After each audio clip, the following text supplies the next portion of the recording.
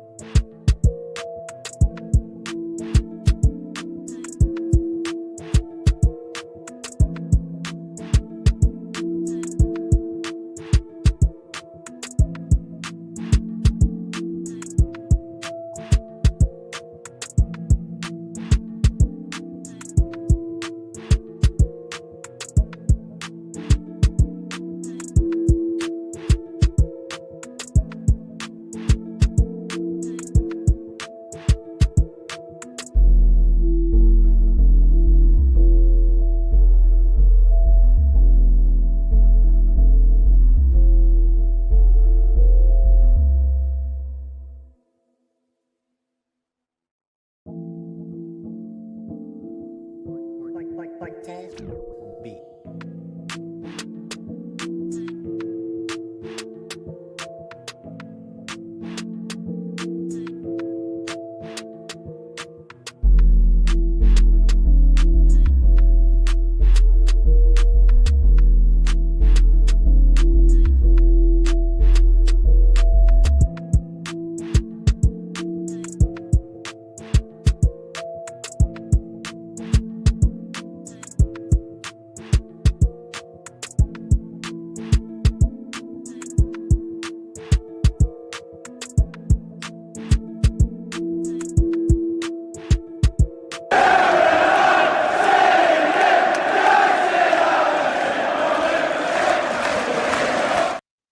Yes, people, big up to everyone. Welcome back to another episode of the Monday Night Mudness Show that we like to call the Mud Brothers Show. This is episode number 86 of this lovely show that we do every single Monday, where we talk about everything Manchester United related, Arsenal, Tottenham, and Chelsea. We're going to be discussing, obviously, all the fixtures that happened this weekend. A lot of interesting fixtures, a lot of draws in between, but a lot of other news as well. Obviously, as you can see, or you will see in a little bit, because I'm currently in the process of uploading that video.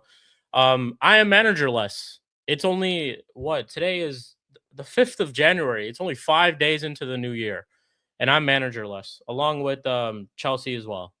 So yeah, big up to everyone. That's the big news regarding Manchester United, of course, is that we are managerless. Ruben Amorim, we're finally free. He is sacked. We are freed from the suffering that we were witnessing under this manager for 14 months. But he has finally gone. So I'll talk more about that. You'll obviously see the video that'll drop. That's about like a 13-minute video. If you get some time to check it out, like the video, check it out if you can. Just show some support. We also have Arsenal winning their game against Bournemouth 3-2 this weekend. Obviously, other fixtures that we did hear of: Chelsea drawing against Manchester City, helping out their London rivals Arsenal in what it looks like it could be a successful pursuit of a league title this season. They're still all guns blazing, winning games. Declan Rice scoring goals, scoring 2 goals over this weekend against Bournemouth. Semenyo he looks like he's halfway already at Manchester City. But yeah, Draw for City. Obviously, them getting Chelsea getting that last minute equalizer at the end through Enzo Fernandez. But yeah, those were basically the results this weekend. Leeds drawing against Manchester United was their early fixture on Sunday. Who the fuck cares? Like who generally cares about that game anymore? I don't think anybody cares about that game. But we're gonna discuss all the other things. But before we do all that, make sure you guys do like the video, subscribe if you haven't already. We got some of the Mud Brothers already in the building. Some of them are gonna show up.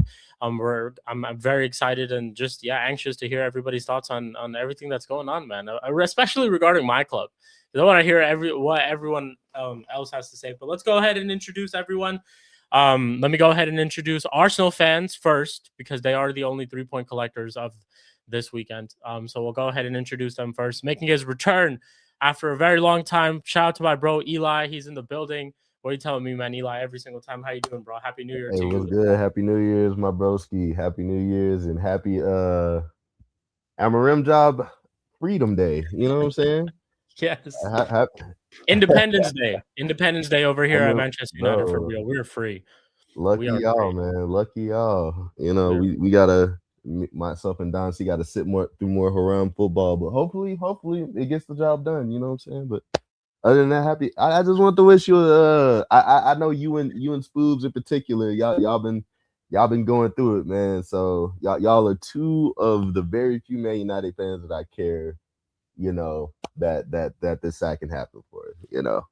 So yeah, man. Look at this comment as well. You know, just for all the people in America who know what's going on. You know, I've been free like some Venezuelans. That's crazy, actually. I'm not gonna lie. That's absolutely crazy. But yeah, big up to Lucian as well. He says, big up my bro Sheik. We fresh out the AMORIM jailhouse. Oh, dude, we are free, man. Absolutely. It looks like I just like someone mentioned it on a different stream I was watching. It feels like you just broke up with like someone that you just weren't able to break up with or get away from for like years, for like a whole year, for 14 months. She's been bothering you, all that stuff. Yeah, man. And yeah, first Monday Night Mondays of the year, and I'm managerless. This is absolutely sensational. Let me go ahead and introduce the other Arsenal fan in the building as well. Every single time, make sure you guys go subscribe to his channel too. He's an absolute fraud. Let's not forget. Don C's in the building. Tell me, man, Don C, man, what's going on? Yo, people, big up. Hey, yo, what are you talking about, Todd? Sorry, Don C. What are you talking about? That's crazy. Bring what out? Anyways, people, make sure, big up, man. Make sure you're liking and subscribing. This is what I'm saying. I just came off the stream. It was it's a very sad day. This is why I'm in black today. Here we go. It's a very sad day. Like, if you not look into Conversation TV, you would understand why it's a sad day. I just broke it down. Why United are idiots for getting rid of this AMORIM dude. Yeah, he took you from bottom of the barrel to 6. You ungrateful Man United swines. But I guess we'll talk about you in a bit. Shame on you. Crazy. This is how we're starting. This is the intro, you know. That's crazy. No, Happy New Year. Big up to everyone. No. Big up to Eli. No, you man are having parties on streams. You man are smiling again. You man are dancing off the fact that people can't feed their kids now because your club, not because you not lost certain matches, because AMORIM spoke out. This is why you lot got rid of him. Shame. That is actually true. That is honestly the reason why we did get rid of him. Not because of the results. I see. I can't look at you right now. I'm disappointed. Why? Why are you disappointed? Why? Because you're back in this thing. You're laughing. You're smiling. You're happy. I don't like seeing this. Okay, so a manager who had us finish 15th last season, we lost to Grimsby. All these things that you guys were using to rattle us and to use against us are now the same reasons why he shouldn't be sacked. That's why. Mate, we're the majority out here, yeah? The minority, what they say doesn't matter. We wanted him to stay. Yeah? It's okay to say sorry, my bad. You can hire him back. It's okay. It's within 24 hours. You can say null and void. Bring AMORIM back. It's done. It's set. It's in paper. It's in ink. It's all done. Everything's been done. It's good. It's all finished, man. It's over. It's all done, man. Big up to Saad every single time. League done. Oh, 100%. I could care less what happens for the rest of the season. What? I could care less what happens for the rest of the season. The main objective at the start of the season was not top 4. It was not top 6. It was sacking this manager. And we have completed that objective. We got him, ladies and gentlemen. We got him. Are you hearing this, Eli? We got him. Ladies and gentlemen, we got him. We got him. It is what it is. But don't worry, I have a lot more to say about our hierarchy as well, which we are going to get into because they're also at fault for this, for what this whole entire Room and AMORIM project that we just had for the last 14 months, which was on nothing but suffering. Nothing but suffering. Literally. Suffer Chester United. That's what I should call our club now. Ungrateful United. That's what I should call you, though. All right, man. That's what it is. And title contenders Arsenal. That's what I should call you guys, yeah? Yeah, but we are. We are. Yeah. It's facts. Okay. Like, we're title contenders just like you're ungrateful United. For All right, sacking this wonderful manager of yours. Hey, it's all good, man. It's all good. Before I introduce Prime, though, let me go ahead and introduce my brother, who has also received freedom today, who has experienced freedom today for the second time in like maybe 2 years, back to back or something like that. Spooby, talk to me. Talk to me, Spooby. Tell me, man, what's going on? I just want to say, Don, Eli, I haven't seen you since New Year. Happy New Year's, guys. Happy New Year. Don, Happy New Year's. Eli, Happy New Year's. Unlike this person right here, talking about ungrateful Manchester United. Ungrateful. Yeah, ungrateful swines. Look at that. Ungrateful swines. I was hearing that. And I was like, this is 07, 08. You got to see the smile on my face. Class. This is hey, class right like, what's going on here? Like, I just want to say, big up to everyone. It's a glorious day. We're all happy. I was watching Don C's stream earlier. He was happy too. He just doesn't want to admit it. He likes us deep down. Okay, he does. But I just want everyone. It's a great day. Okay, I don't want to hear Prime come in and be like, "Who do you want next? Who do you want next?" You cannot dampen my moods tonight. Okay. I'm celebrating. Me and Sheik are celebrating. Okay, this is a victory. I just broke up with my ex, and you're already asking me who I want next. Let me breathe for a day. Let me go and enjoy what it's like to be single for a while. Go enjoy some fresh air. Some, I don't have to. I don't gotta open the door for nobody. Like, let me go enjoy these things. These small things. Do you see your friend happy? Don't. Me, your best bud. You don't want to see me happy. Your best bud, me, no. Fuck no. Are you crazy?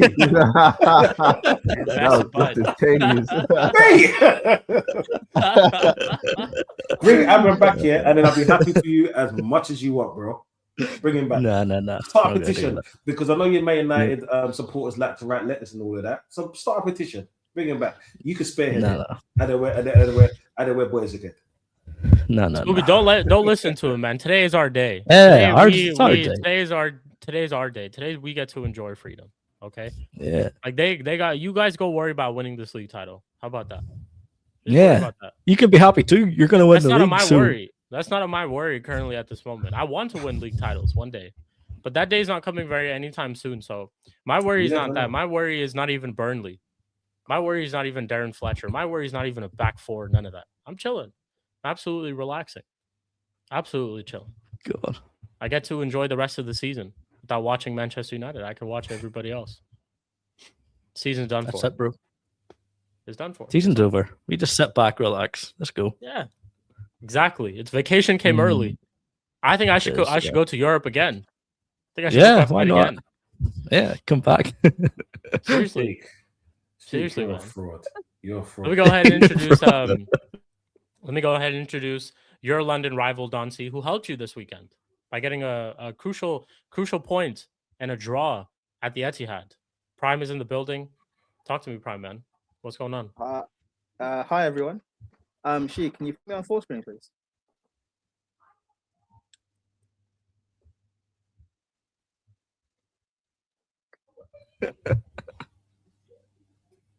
This is why they sacked him. It's not because of your results. It's because someone at United saw Flawless's thumbnail, and that's why they sacked him.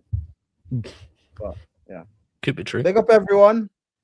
Happy Monday night mud. What am I so for? Yeah, happy Monday night mudness of the new year. Hello, everyone. Nice to see you again, Eli. Everybody. Yes, sir.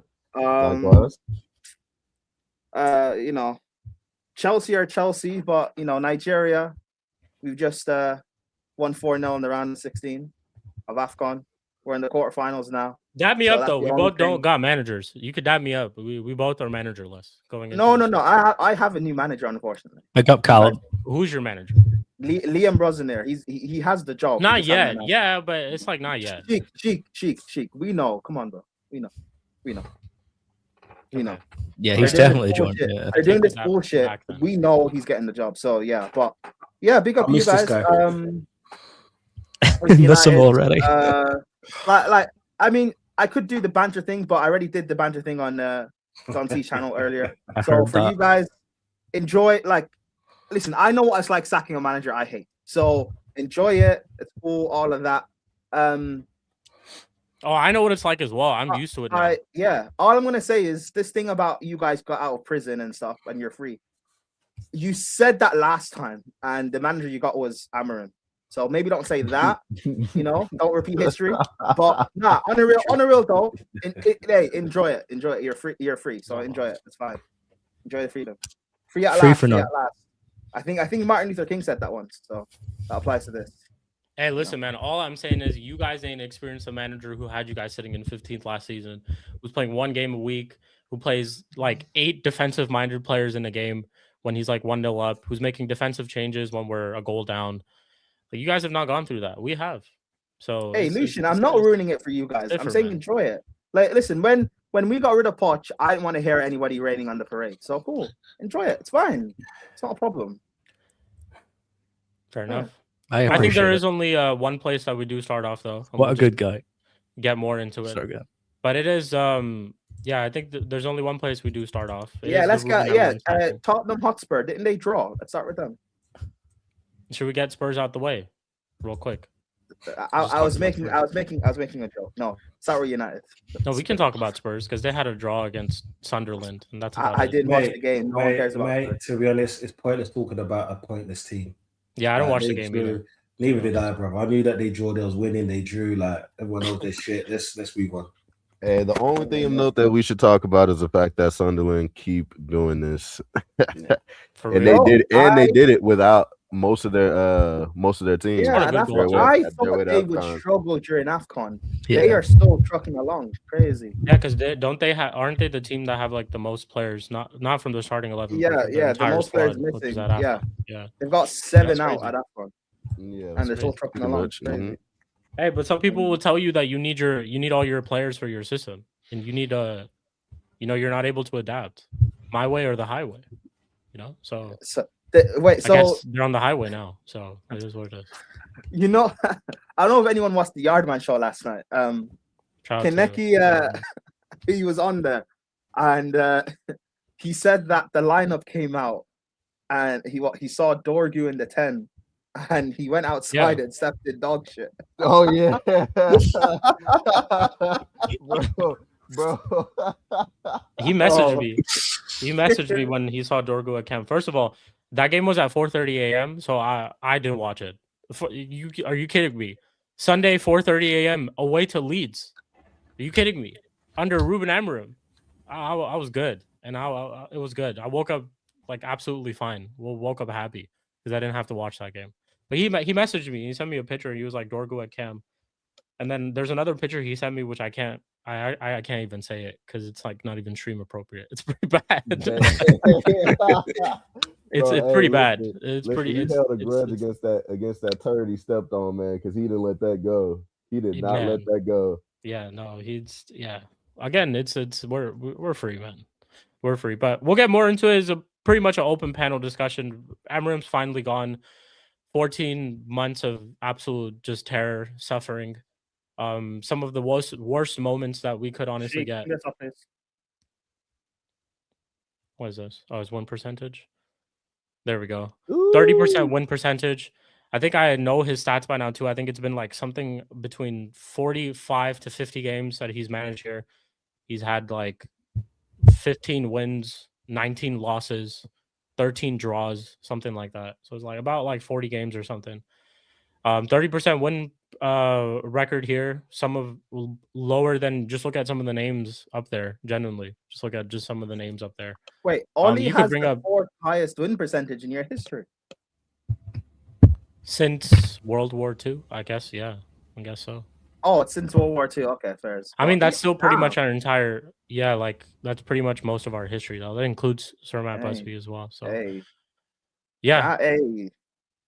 Listen, so AMORIM's in the 30%, 14 months of all of this, and it's just so funny how all of it honestly just panned out too. You have a manager who was sitting here talking about it's going to be my principles, it's going to be my system, it's going to be my way, it's going to be this way, it's going to be that way. He eventually changed it in between, just literally a couple of weeks ago. In the past couple of months as well, we've been seeing how he's been switching to a back four in certain games. And then he went back to a back three in our previous game before Leeds, which ended up being the way that it was. And again, it's decisions like this. There hasn't been improvement at all. And I can tell you this, for Spooby's been saying this, all of us have been telling you this since the start of the season. This was what the outcome was going to be. We all told you he was not going to make it the entire season. We all told you he was not going to be here the entire summer. I had predictions up until November. Flawless, I think, was spot on. I think he said January. I'm not going to lie. I think he was spot on the fact that he said it was January. But I said, I think November. I think maybe some people said December, but it was around this time that we thought, just looking at the run of fixtures that we had, considering AFCON and the players that we'd be missing, that this is eventually what it was going to turn out to be. But the funniest thing is, and Prime, shout out to you for mentioning this, it's not because of the results that he's been sacked. It's actually because of what he said in his previous interview right after the Leeds game. It was the whole situation was kind of shifting towards a thing where Ruben Amorim was kind of coming out in interviews and talking against the hierarchy, basically saying he hasn't been backed. His famous quote, which was in this press conference, and a couple of things too, like United never posted this press conference. Normally they post every single press conference after every single game. They didn't post this one. He stepped out, he walked away from it. I think the conversation that was being had. He said something on the lines of like he's the manager of this club, not Conte, not Mourinho. I don't know why he brought up these people, but he was like, yeah, I'm the manager of this club. Unless the people don't want me here, he's going to leave. And that's exactly what happened right after this interview. I think there was a tweet that came out like pretty much hours after this interview that they were going to have a meeting with him on Monday, and they were going to speak to him on this Monday. And that's exactly what's happened. First thing Monday morning, 10 a.m. This was 2 a.m. for me, local time. And it was about 10 a.m., I guess, in England. First thing in the morning, he's been told he's got to leave. So decisions come, but I don't think decisions come out of the fact that he's had his just terrible tenure so far and all the results and all these different things. It comes strictly off the fact that this is someone who was going against them.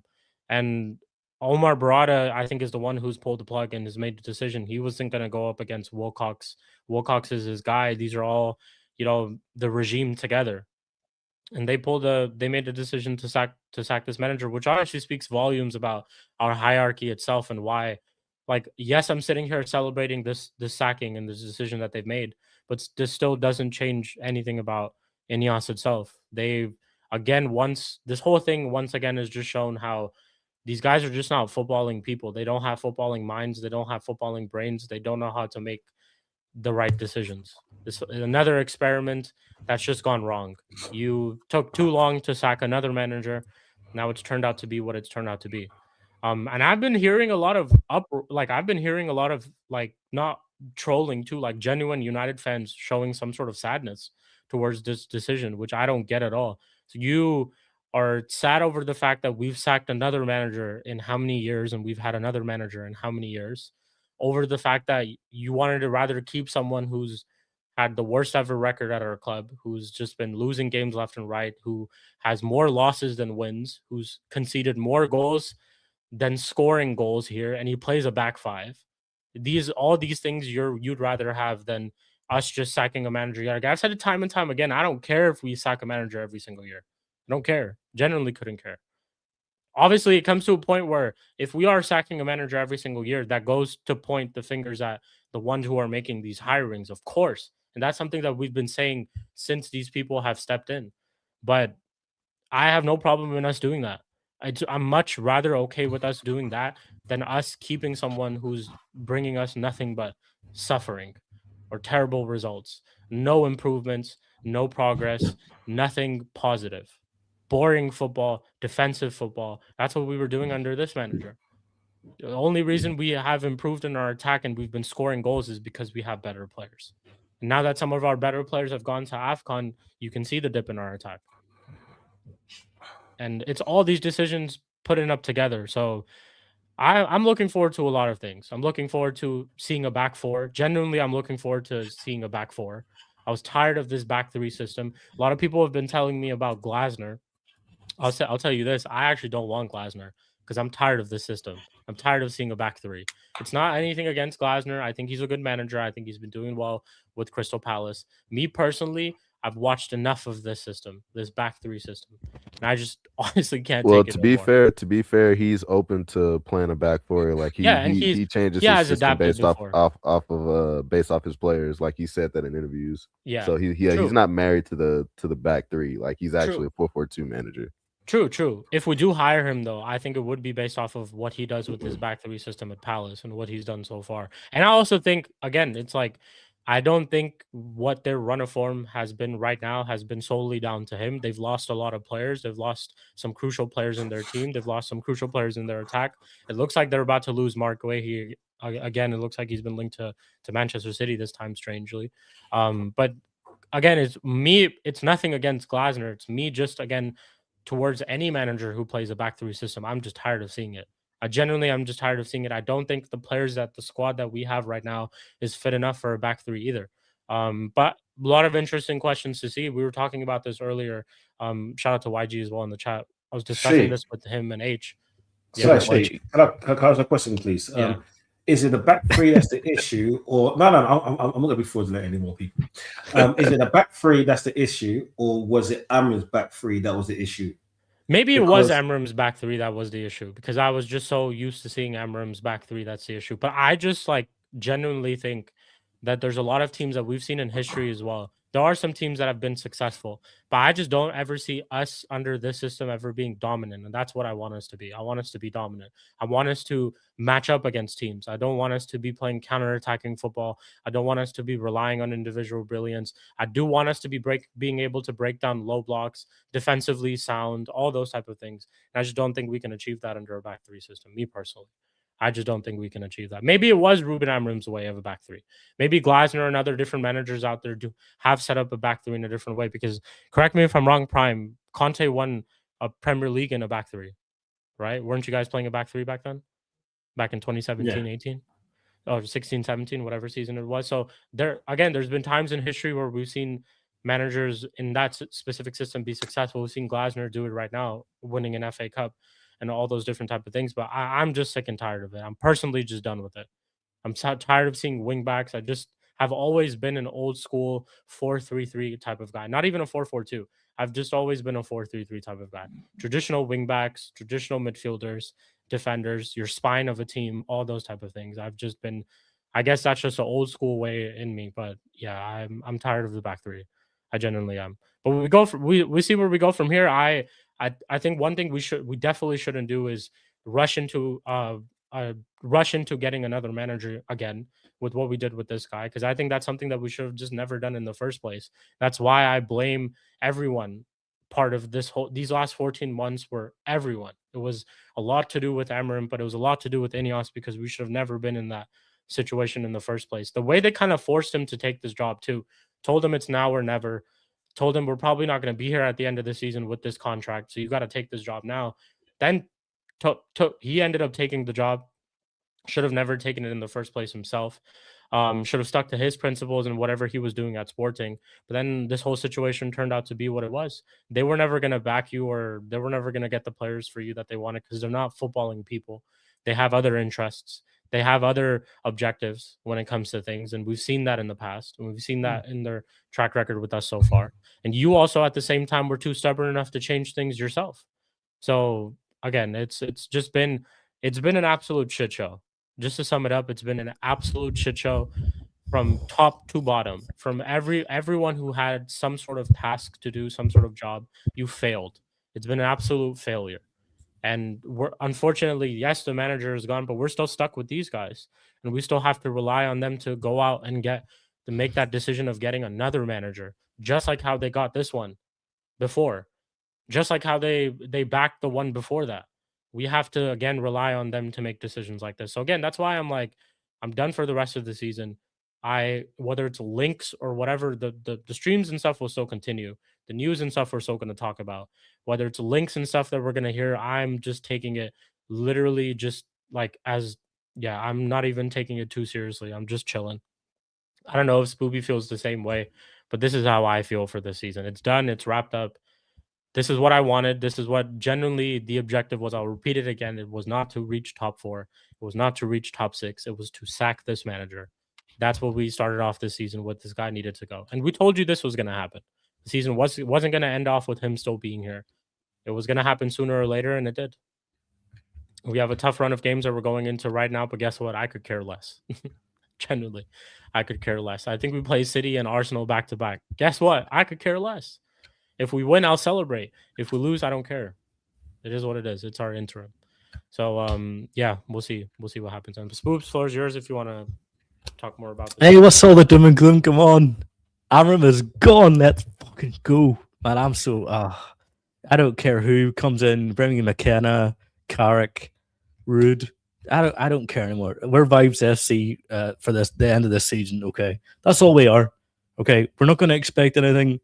I mean, what better results would be great, but the main thing Sheik does touch on is the ownership, because you can just see. I mean, let's talk about Dan Ashworth, okay? Because it started off with, we had Ratcliffe come in. He wanted to bring in the big CEOs. He got Dan Ashworth in. Dan Ashworth is going to protest. He's going to run around fucking Newcastle naked to get out, okay?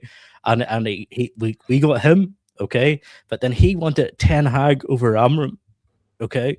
So then we let him go, okay? And then we bring Omar Barada in, okay? Omar Barada and Wilcox wanted to work with AMORIM, wanted to talk about how he's playing football, and we see the conferences week in, week out with AMORIM, okay? This guy is unhinged, okay? He comes in, he's like, I'm not the coach, okay? I'm the manager. He tried to put his foot on he tried to slap his balls on the table, okay? And he said, look at me, okay? AMORIM, you've not won anything. Sorry, you came from fucking the Portuguese league, okay? You can't act like that. You can't. And I'm not defending the higher ups of Man United, okay? In my opinion, they made the right decision to sack AMORIM. I don't know if it was for the right reason, and that's what kind of makes me a bit worried, because if, like Sheik said, if it was a result-based sacking, why now? Like, why now? So it's clearly wasn't, though. It clearly wasn't a results-based sacking. If that's what they're saying it's result-based, or they aren't seeing eye to eye. It had to be ego. And that's what we were saying. It's not them seeing eye to eye. Eye to eye, yeah. And but that's what we were saying at the start, is when we seen Ineos when we seen Ineos, me and you were saying they were too late to admit they were wrong about Ten Hag. Too late. Yeah. Okay. These guys have egos and they're too scared to admit they got it wrong. Exactly. And that's a trait that you don't want in any leader or anyone trying to run something. They can't admit they're wrong, or they have an ego. So they got rid of Ten Hag too late. That was one mistake. And now they signed AMORIM, and people were people were excited when AMORIM came.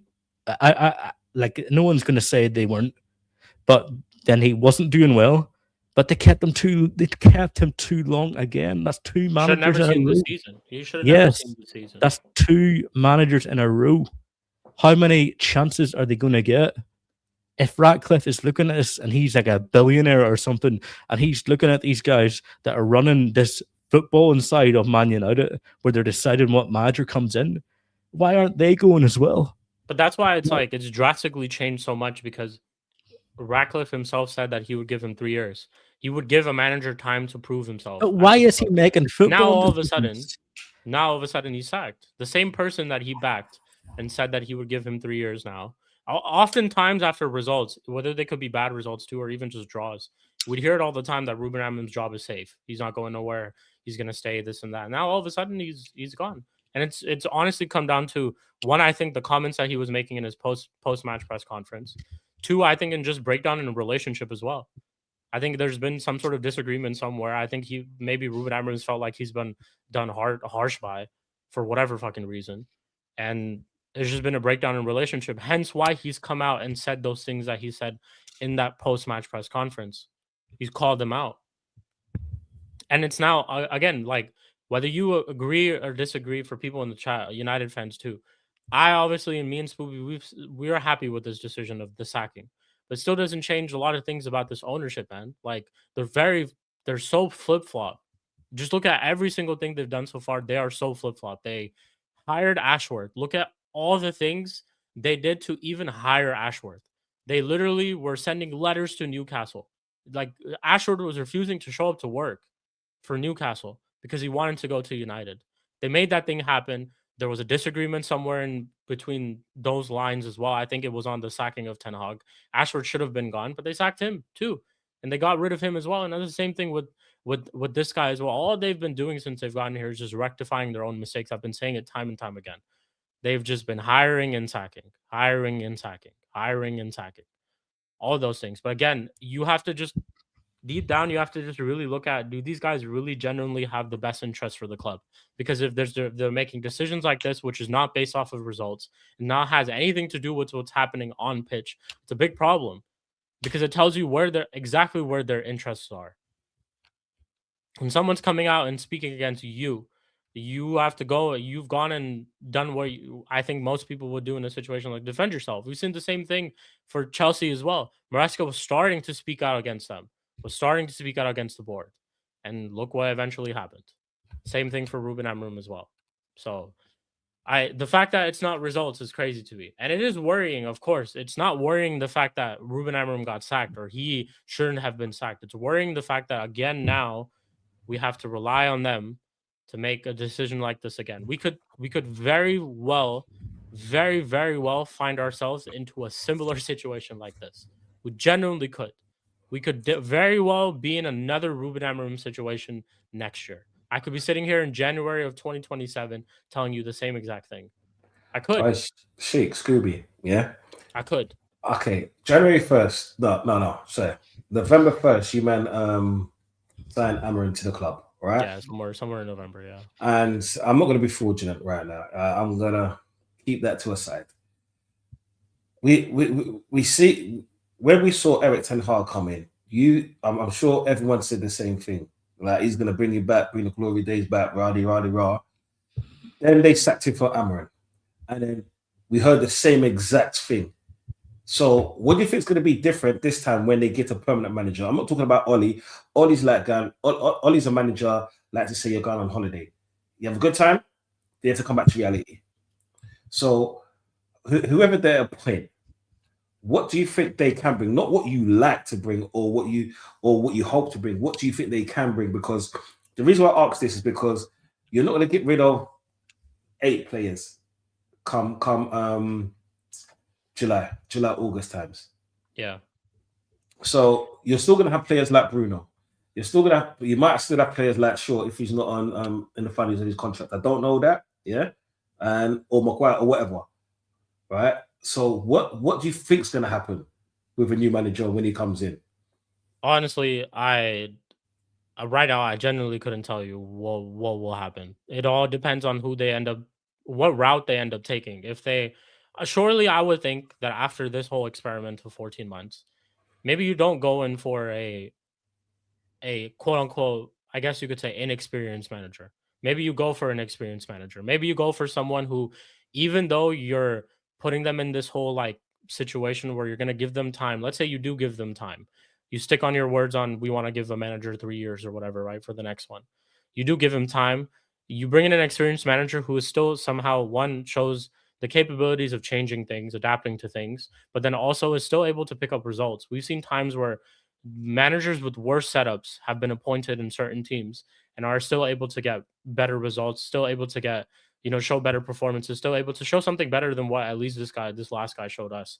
So I would think that after watching all this, after seeing all this, you would maybe try to go for an experienced approach. You would try to go for maybe a coach out there who's been in, whether it's the Premier League or whether it's in just Europe entirely. you go on an experience route. In terms of the players and stuff that we sign, a lot of question marks. Like one big thing I thought of right away is like in a back four system, where does Ahmad play? Where would he start? Would he start on the right hand side over Mbeumo, who's been scoring goals? Would he play? I don't know where he would play. If Bruno stays, where would the rest of our midfield be? If Casemiro stays, where would he play? If we make signings, where would all these different things people fit? All depends on who we end up getting, and all depends on guys like Rashford. He's gonna come. He's on loan currently. He's gonna come back to the club. Is there gonna be a U-turn on him? Is because Ruben Amorim was the one who didn't rate him. He wanted him out. Is there going to be a U-turn on a lot of these other players? Are we going to go into the whole clean slate thing where, a manager comes in and tells all these players everyone gets a clean slate? Where do we go from there? It all just depends on what we end up doing. But I think right now, even the club's approach in terms of what they might end up doing is even they might sit back. Even they might just be like, we'll let Fletcher be the interim for the rest of the season and we'll go from there. And we'll still work, and I think they should work in terms of making an appointment for like a permanent manager in the summer.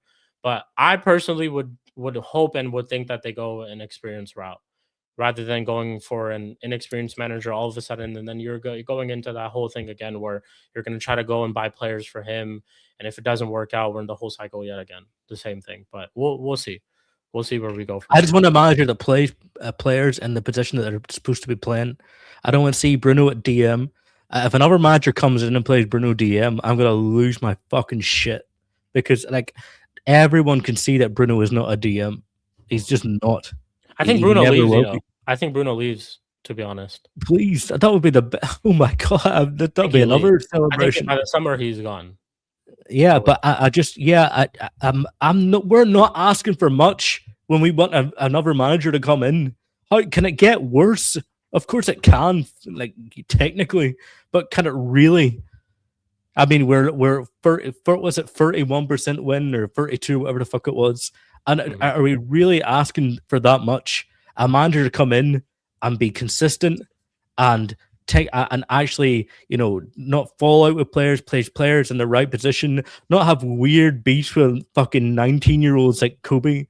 That's one thing I'm actually super glad about is that this probably confirms that Kobe ain't leaving. I had hoped leaving. Yeah, like I don't want to see like that kind of shit. I don't even care if it's a 4-2-3-1.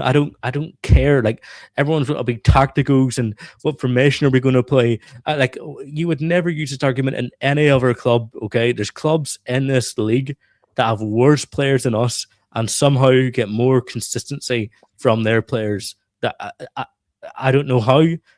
Guess why? The manager. Okay, just be consistent. Adapt. If something isn't working, change it. I mean, we're not asking for much. I'm not asking for a new manager to come in and storm up the fucking up the league table and get us in the Champions. No, we're just asking for improve the football a bit and make us more consistent. That's what I would be looking for in a manager. If that's McKenna, if that's Carrick, if that's Rude, I don't think it takes a manager of a high caliber to do that. I don't. Look at the manager we're talking about, Glasner. Glasner's a good man, like he's a decent manager, but he's not like he's not like holy shit Glasner or De Zerbi and things like that. These aren't like high pedigree managers. Maybe they are in this day and age, but if we look at the grand scheme of managers out there, they're not anything. I don't think you need an experienced manager. I just think you need a manager that's willing to adapt, willing to admit when he gets something wrong, changes it, because that's what AMORIM didn't do, and he was as stubborn as any other manager. But if you're stubborn, you have to be right, and he wasn't. I'm just asking for basics done. I just want a basic manager that's willing to do the basics. That's not hard to ask for. Okay, I hear that, yeah. But then say the basics make you start playing horrible football, but you're getting results. Would you accept that? But we're playing horrible football already and not getting results. So that no. To be honest, your football wasn't that bad. Your football wasn't that bad. No, huh? No, our football is not that bad now. It was. I apologize. I'm trying not to be fraudulent. I'm trying to be serious right now, yeah. But it's so happy just because of my last stream. No, but the thing is, to answer your question though, I think Yeah, like considering how previous managers have been at our club too, I think results only do end up getting you time, whether you have been performing well or not. But then again, it's like again why I was going more towards the experience route is the first season. Let's say this manager comes in, the experienced manager, he's able to get results. We might not be performing the best. He still isn't, hasn't figured out everything to a T.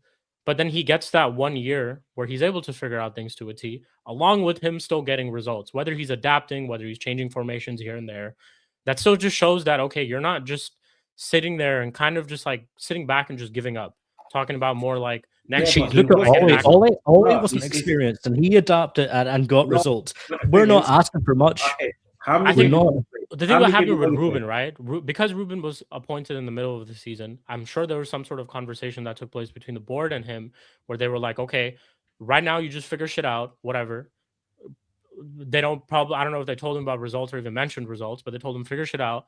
But summer will back you. Summer will get players for you. Summer will get rid of the players that you don't want. Summer will back you. We'll spend money, all that type of stuff. We'll make all these decisions right now financially so that we have money for you in the summer. I think that's them backing him. That's still them saying that we still believe in you regardless of how shit the results have been. We're still gonna give you next year to turn things around. That's something I think has to come through along with the results though. If you're seeing a manager who's just saying that I'm going to sit back and I'm not going to care about anything, I'm going to wait until you guys go and get me the players for my system to implement, I don't think we should be doing that. I think you still should be the clock should be ticking the moment the guy steps in. That's just what this job is, and that's just what it's not any ordinary job. And I think Ruben Amorim has like figured this out in this last 14 months too. Like this is not no ordinary job just like that. The expectations are to every single game, every single press conference, every single thing you say under a mic is just under like the world is watching. So it's like it's one of those type of things where it's like one of the biggest jobs in the world. And I think something that we shouldn't be doing is if a manager next year, whoever we end up getting, it comes out and tells us same thing. It's my system, this and that. I'm going to wait until this board backs me. I'm going to wait until they get rid of these players. No, bro, we shouldn't be doing that. And I think that's why it's so important for us in terms of profiling of a manager, someone who has adapted in certain situations, has changed things. That's someone who I would, in a situation like this, would go out and look to get. Because let's say if the performances aren't looking good, but results are there when hanging around in certain positions, I'm cool with that. I'm like, okay, I think that's worthy for me to. The next match that's what we did with Ten Hag. Because that's what we did with Ten Hag, technically. Yeah, but then that's a bit hard because it's like, let's say this year, let's say last season, your players had the hangover from Eric Ten Hag, right? Okay. So that's why you say you finished 17th. Let's just go with that hypothesis, right? But then Amorim, in his first full season, or let's just say half right now, he got you to 6th place because you're hanging around in and where you should be with this current team. Mm-hmm. So, like, forget the losses, forget the horrible play because you not be picking up the points. And when people say the Premier League's been horrible, the Premier League has always been horrible. There's been a top tier and everyone else below them. The reason why people are saying about the league is so horrible now is because the top tier teams have dropped down. That's the only reason why. Because if you look at the statistics and the stats from let's say 2002, there's no difference. 2003, there's no difference. But the only difference is instead of Man United and Chelsea and Arsenal and so forth being like in and around the top, they've dropped down. Let's just say the latter of the two, for example. That's why people are noticing that more. Yeah. But then why it's like, okay, should he have been sacked? Yes. The only reason why I say that is because Man United are a juggernaut of a club through history. That's why he should be sacked. But then if I'm going to put things in perspective, and that's all I can do, he has made your team. It may not look better on the eye, but you was talking about results, and I've been hearing a lot of Man United fans talk about results. You can't have results and good football with these set of players. You are in 6th. Yeah, you are in contention to be in Europe next season. You know what I'm saying? True. And stop it, Don. Stop. No. I'm just playing devil's advocate, bro. Shall I tell you why? I'm saying that? It's because you are currently in that situation. Like I said, he should have been sacked. But then I'm just going on what you man are saying. But look, so same thing mathematically, because we are close to the top 4 or tops. We are 6th or whatever. Shout out to Ed. We're just 4 points away from 14th as well. If So we lose the it's next same one, way we can other make way our around 10th too. again. It's the same way other way around too. Let's say we end up losing our next 2 games on C. By the way, we play Burnley, and who do we play after that? We play Manchester City at home, if I'm not wrong. So let's say we end up losing both those games, right? We're bottom half of the table, just like last season. We're probably sitting somewhere 13th to 14th, just like last season. Not much really has changed. And again, look at just you've probably seen some. You've been in there in and around some of the watch-alongs, and you've seen some of the performances that we've had. Just look at how some of the games have panned out.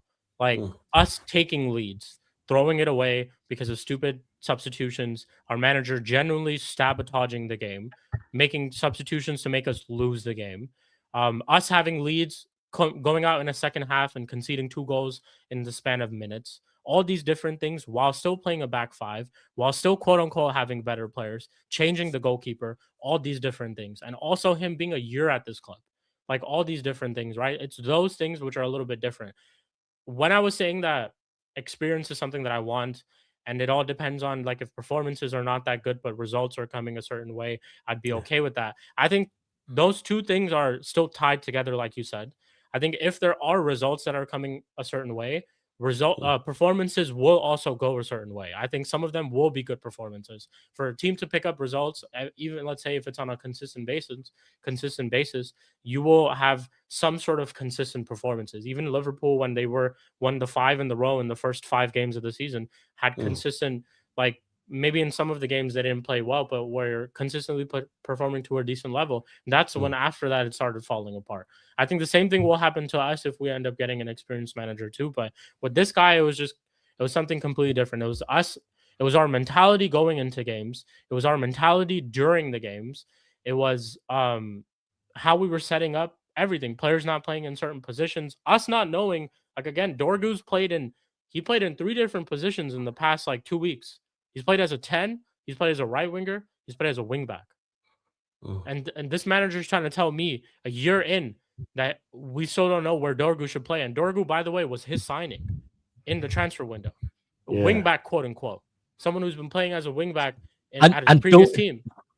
Don't take the league tie. We play City and then we play Arsenal next. Yeah. If we lose these next 2 games, then we could be down to fucking 12th or 13th or in or around 15th or where we were. I hate. Yeah.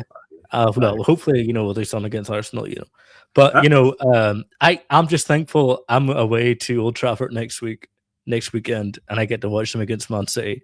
I don't have to watch that AMORIM, greasy haired. Yeah, let's go. That's all I wanted. That's my New Year's. I hope you man win. Shut up. No. I hope we win against Arsenal. Of course you do. Yeah, of course you do.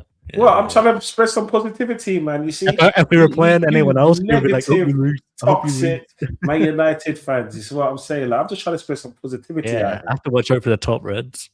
Watch out for those top Reds. What's that? The top Reds. Yeah, they love AMORIM. Remember the love notes.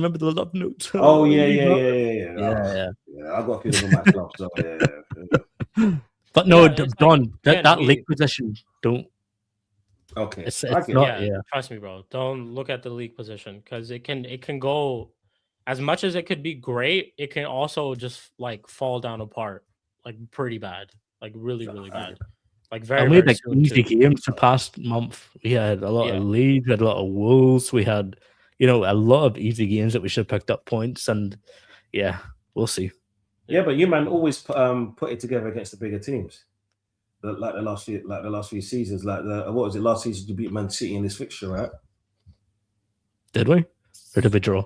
We're playing them at home. We drew to them. Yeah. Oh, you drew to them and won. No draw in their ground. We won at the Etihad. Yeah. But this year we got slapped at the Etihad. 3-0. That's true. Yeah. See, it's hard because when you're choosing a manager for your team. Like, because I heard you say, Sheik, before that you don't really want to experience a manager. That takes out a massive pool of managers, depending on what you class. No, I do want an experienced manager. So you do. You want an experienced manager? I would take that. That takes a big pool of managers, especially the ones that play the better football. And I know an experienced manager is tougher to get as well because it all goes down to availability. I know Like Nah, you lot are Man everyone United. loves to say, I No, know, and I know You I lot was are just Man gonna say United. that No, too. no. We are Manchester United, this and that. We can pay the money, all that type of stuff, but it's not as easy as it seems. And I think it will be difficult for us to try to go out there. But again, you get paid millions to do this. This is your job. I expect you to do this job. Also, you also need to know what type of ownership you have. I said this Yeah. to Chelsea fans. You guys want Maresca gone. We're not getting these top managers. We're not even getting the Glasners of the world, and he's not even a world-class manager. Like, Exactly, you need to bro. realize the ownership you have and what you can they're actually gonna get. I obviously sacking Amorim. I'm not defending that, but But like you guys- with Chelsea and Maresca, it's a different thing though. It's like they think sacking Maresca would have been the solution to whatever problem they think that they have. Oh yeah, no, yeah, I know. But that's But, not I mean, the United that's not the fans- solution. Like for us, I know, though, but with United fans, it's not the you solution guys either. think- Technically, it's not technically the solution. Us getting back to where we belong is like sacking Ruben Amorim is part of it, but the solution is I also know. I'm not hierarchy. saying about sacking him.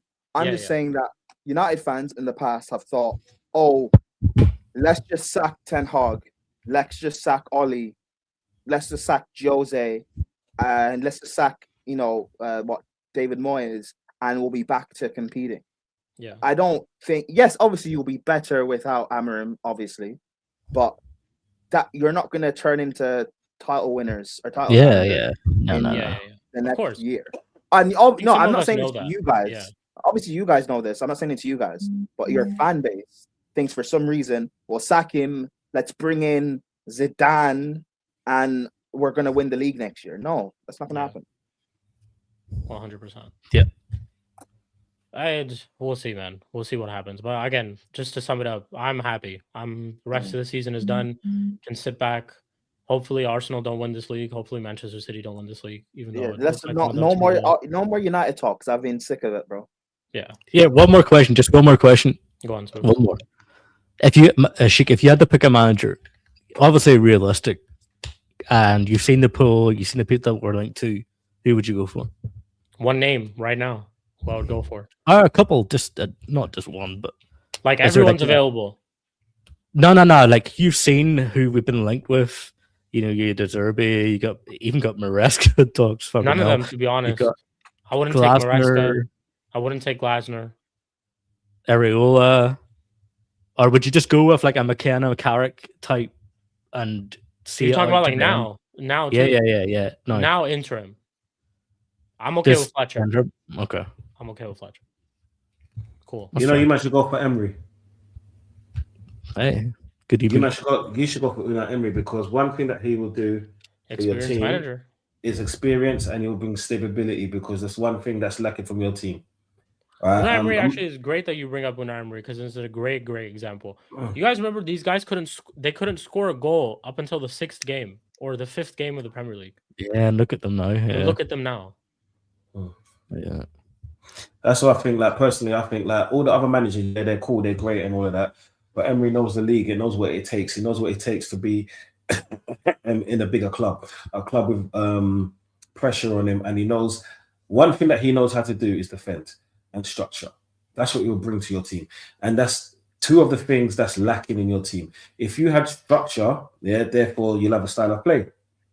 Therefore you know how to defend, and then after that, that's when you start bringing the talented players in, and he will knock a few players off their high horse, like Bruno Fernandes. You know what I'm saying? He would always play players in their preferred position, or in the position that you bought them for, unless there's injuries to multiple players in your team. That's one thing that's guaranteed. He's got an eye for talent, and he lets talent shine while making the rest of their team defend. This is what I'm saying, yeah? Like, even though, let's say he's an ex-Arsenal manager, I didn't want him to leave, it's not about that right now. If we're talking about experience, if we're talking about who's done it at bigger clubs, if we're talking about who can bring stability, because you know when you hear the Carlo Ancelotti can only do it at a bigger club that's already there, that's going to buy big names, that's got the stability already, is what I'm saying. Areola is the same thing. But when you're talking about a manager like Emery, he can do all of the above. He can literally build your foundation back to where it needs to be and get rid of the old guard, or use them when they're needed, not play them in senseless matches. That's what he would do. So that's my pick. If there could ever be a manager to go to your team, mine is Emery. fair enough. I hear the shout. He just quote unquote ticks the boxes that I just was talking about too, to be honest. In terms of experience and this and that, would still find a way to get results. He definitely would do that. So we'll see. But like again, I'm not even thinking about all that. I'm just sitting back, chilling. Sheik. Absolutely chilling. Big up to Sai as well. Yeah, I'll share the screen. I've seen this actually. Would be more than happy to join Man United. In terms of ladies out the way. Yeah, I'd be more than happy to go on a date with Margot Robbie yesterday, today, tomorrow, next year, 10 years. Doesn't matter. I'd be more than happy to do that as well. So Have you heard that saying? Don't ever go back to your ex. Yeah, don't. Stay away from. Bring us all. love Ollie as a player, legend of the club for sure. But manager wise, no man, it's good, man. Also, can you bring this up as well? You guys want to see a weird stat? Go on. Ruben Amorim sacking and infamous streak will continue. Matthijs de Ligt has had a new head coach at the start of every new season of his professional career. That's crazy. That's crazy. That's so crazy. That's crazy. Just look at real quick before you take it out. Just look at the list of the managers too.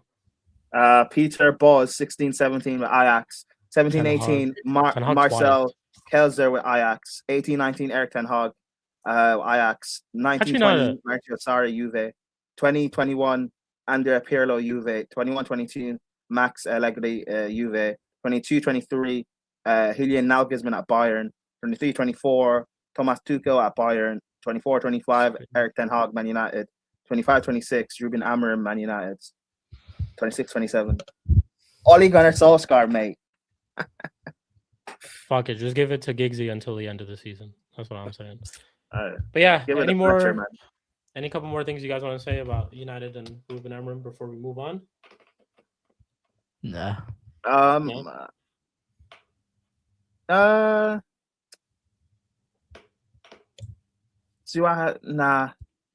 I don't. I mean, I could easily bring up. He's going to do some fraudulent shit. You hear it. I could bring up the Sheik turned off his camera. Nah, I could bring up the clips. You know about when you guys were celebrating appointing Amorim and stuff. You know, but whatever. I'm not going to do that. Doesn't matter. It's out there. It's something of a surprise. I think a lot of us were happy to get a new manager. Some more than others. Some are saying that my guy Amorim has a job for me out of prison. But whatever. I'm sick, bro. We've talked about Man United for an hour again. Like I'm sick of it. So let's move on. I hear you. Let's move on. Let's go to. Let's talk about. Let's talk about your win. We didn't win. Let's talk about the champions elect. Let's talk about the Premier League champions, mate. Arsenal. The Premier League. We can talk about Premier League champions. Yeah, Don C. Are you gonna apologize to Arteta yet? Why the fuck am I apologizing to Arteta for? Tell me why. Give me a reason. Because it's a new. We are in match day 20 of the season, and you've been smiling for 20 days or 20 weeks. Sorry, 20 weeks. Yeah, like my manager, you're not suffering.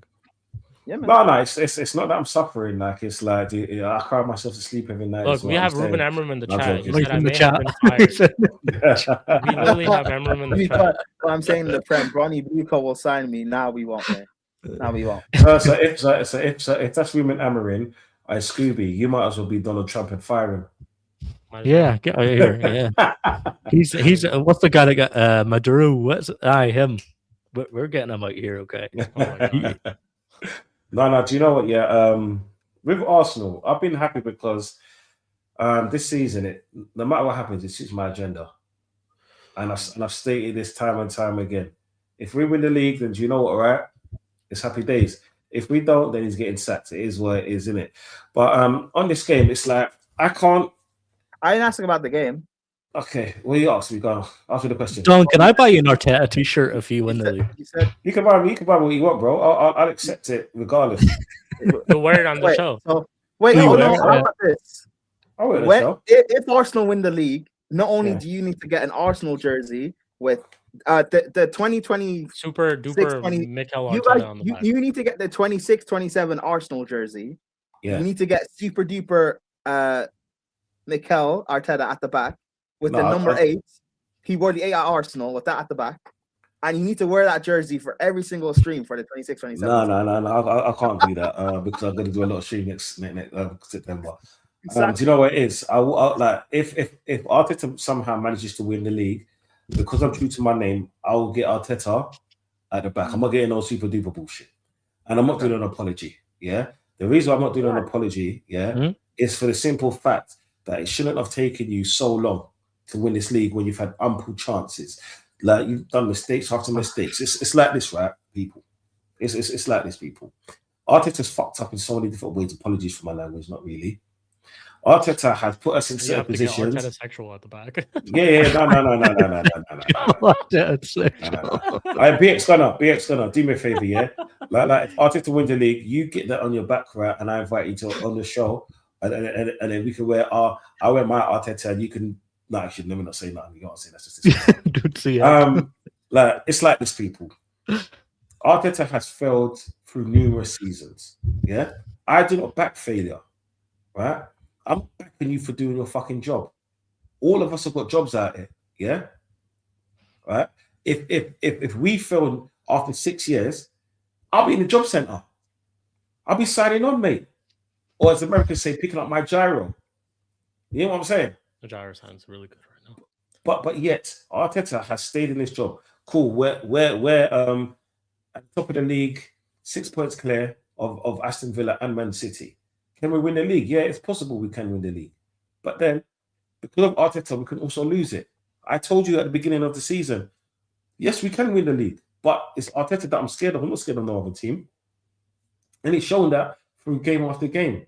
Yeah, more namely, the Liverpool game and the Man City game, just because of his decisions. You know what I'm saying? There's other games where we drop points. There's other games where Ruben Amred. Amred's on the universal credit.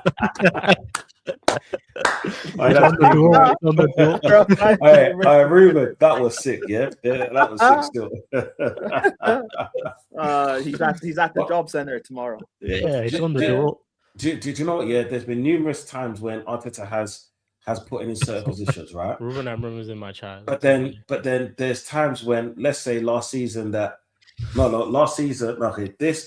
last game in Bournemouth, when they scored that goal to make it 3-2, I knew they weren't going to concede. I knew that Arsenal weren't going to concede another goal because the players that were on the field and because the lessons that they've learned. Do you know what I'm saying? So it's one of those things where if we do win the league, I don't owe Arteta fuck all, mate.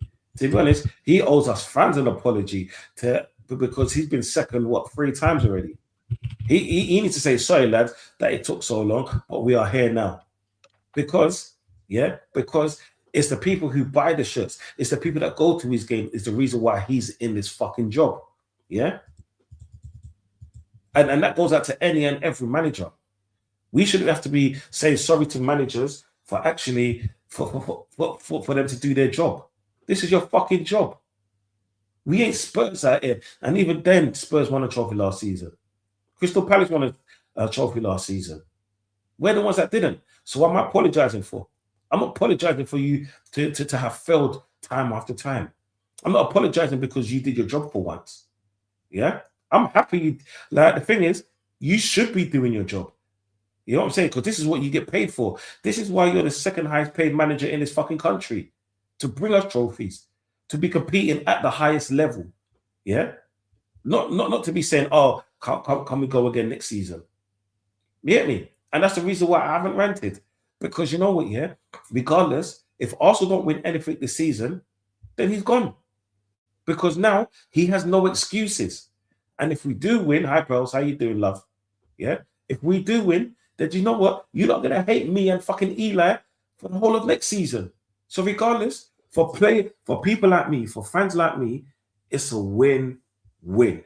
This is why I smile. This is why I'm so happy. Life is good, motherfuckers. Life is good. No, I don't believe that. I don't believe what you just said. Why not? There's no way that you can... I believe it, bro, because I feel the exact same way. I wanted this manager gone for time, but the fact that he has us first right now in the position that we're in, even though the league is crap, you can only beat what's in front of you. You know what I'm saying? Taking one game at a time. If he wins us the league, okay, cool, phenomenal. You know, that's only what we've been asking for about 6-7 years now. You know what I'm saying? So if he doesn't, get on him. He should have done it 2 other times, at least. You know what I'm saying? So congratulations for finally doing your fucking job correctly, my G. You know what I'm saying? So we'll big him up for winning, but he should still apologize for putting us through 6-7 years of pain. You know what I'm saying? We should at least won at least a few cups. You know what I'm saying? On the side of the 2 leagues that we should have won. You know what I'm saying? So no, I'm not gonna, you know, stay off his neck, you know, until he wins this shit. You know what I'm saying? All right, Eli, let me go one step even further. Yeah. In those years where we didn't win anything, we went out of 16 trophies. 16 trophies. Are you taking a piss? It's like round of 16s as well. It wasn't even like quarterfinals and semifinals. Yeah. And that's what I'm talking about. It's not like we went to the final in 1 or 2 of them and we got beaten by a better team. Round of 16, yeah? Fucking 3rd round. Yeah. Right? Getting beat last season by Man United. Man United. We just sacked them too. We just sacked the manager. You know what I'm saying? The team that fucking Spurs beat 3 times. Are you taking the piss out of me? And it's like Pad MC93. Yeah, I get it. And you know, it's where the top of the league. I get it. I seriously get what you're saying. But it's hard for me to back a manager that should have been doing this before. Because it's like this year. All I've been hearing from, let's say, Arsenal fans and rival fans is that, yeah, we've had the best team for the last few years and this and that. So if that's the case, what's the issue then? Why haven't we got over the line? Yeah? And the only way I can back this manager is not by cursing him out, which I haven't, and I haven't been calling out his name. I haven't been doing none of that. I've been celebrating the wins. I've been talking positive about this team here, and I've been praising the manager in isolation. Fuck it, me and Spooby was on a stream that I said that Arteta's doing a great job. Why is he doing a great job? Because he's doing his job finally. Yeah, is it the plays that he's got finally? I don't know. Is it the mistakes that he's done? I don't care. I'm just happy that he's finally doing his job. He's finally putting us in a position where we can actually beat teams. He's finally not playing 7 defensive-minded defenders constantly. It's finally letting other players take off the handbrake. He's finally putting players off the leash. Yeah? Finally. But guess what, people? It's still after 6 years and 16 trophyless seasons. Yeah? 16 trophies we've been knocked out of. And I'm supposed to be Arteta, don't worry. You're going to finally do it. You're going to finally do it. What other, okay, put it this way. That way, Don. Did you not say, I asked you, it was maybe like a couple of months ago, if Arteta won the league, you would still want him gone? Say that again? When I asked you maybe a couple of months ago, I think I asked you if Arteta won the league, and you said you would still want him gone. Yeah, because you know you hurt me, motherfucker. Hurt me. Oh, come on. Now, okay. Now that I'm more of a level-headed fan. Yeah, I've calmed down from all that bullshit. Man, if he won the league, I told you I'll get his fucking 5 more years. Also, jersey. Give him 5 more years. 5 more years. Yeah, I'll give him 6 months. I'll give him 6 months. I thought you were about to say 6 years. No, I'll give him 6 months. Okay, Scooby, the reason why I'll give him 6 months, yeah, is because, okay, you won it once. Now do it again. Put us in the same position next season, yeah? Or in or around the same position, yeah? Because just remember, when you're when you've just won a title, it's so easy to go into Liverpool's position. It's happened many times, right? Yeah. So why am I going to be like, yeah, I want Arteta in, I want Arteta to stay, and then I don't even believe that shit. If you could do it consistently, then do you know what, right? I'll back you. Because you know what, yeah? Winning one title don't cover fucking 5 years of hurt, or 5 years of not doing shit, of just being like, oh yeah, I was on top of the table for Christmas. So you're telling me, so you're telling me Arteta is the same equivalent to a Christmas present? You're only good on the 25th of December, but the league is 9 months. I don't I'll know, be- Don. I can feel the Arteta. I think you're starting to love Arteta a little bit. Nah, Just mate. it's slowly because, Explain like to I me said how. a couple of months ago, you were like, even if Arteta wins it, I want him out. Now it's Arteta. If he wins it, I'll give him Yeah, that. but then, I'll give him. Scooby, you were saying this to me before the transfer window. Yeah, Hmm. after the transfer window, okay. If you go back and watch what I said, just after the transfer window, he's got every single player in the position that I wanted. I wanted a striker. I wanted a person that could rival Saka or give him a rest. I wanted a DM. I wanted a centre back and a left-sided left back. Yeah, a left-footed left back. Right. I got a player in every single position. Yeah. So now that you've got that, show me what you've got. Yeah. And he's shown me what he can do with the players that he's got. So guess what? Now I can't rant.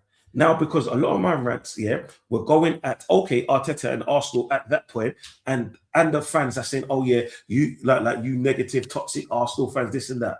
Right? Now it's down to them because Arteta has done everything that they want. This is why I keep on saying on stream, whether Arteta wins the league for Arsenal or we lose the league, for me, it's a win-win because none of these motherfucking Arsenal fans have got anything to say anymore. Yeah. Facts. Because you now you shut us up. Simple as. And if you lose it, what's your excuse? Because it's like this year. If my team wins, I'll celebrate my team winning because I want this for my Arsenal team. But then I want better. I don't want to finish second. I don't want to be in Man United's position. But then next season, if we do win the league, I don't want to be in Liverpool's position.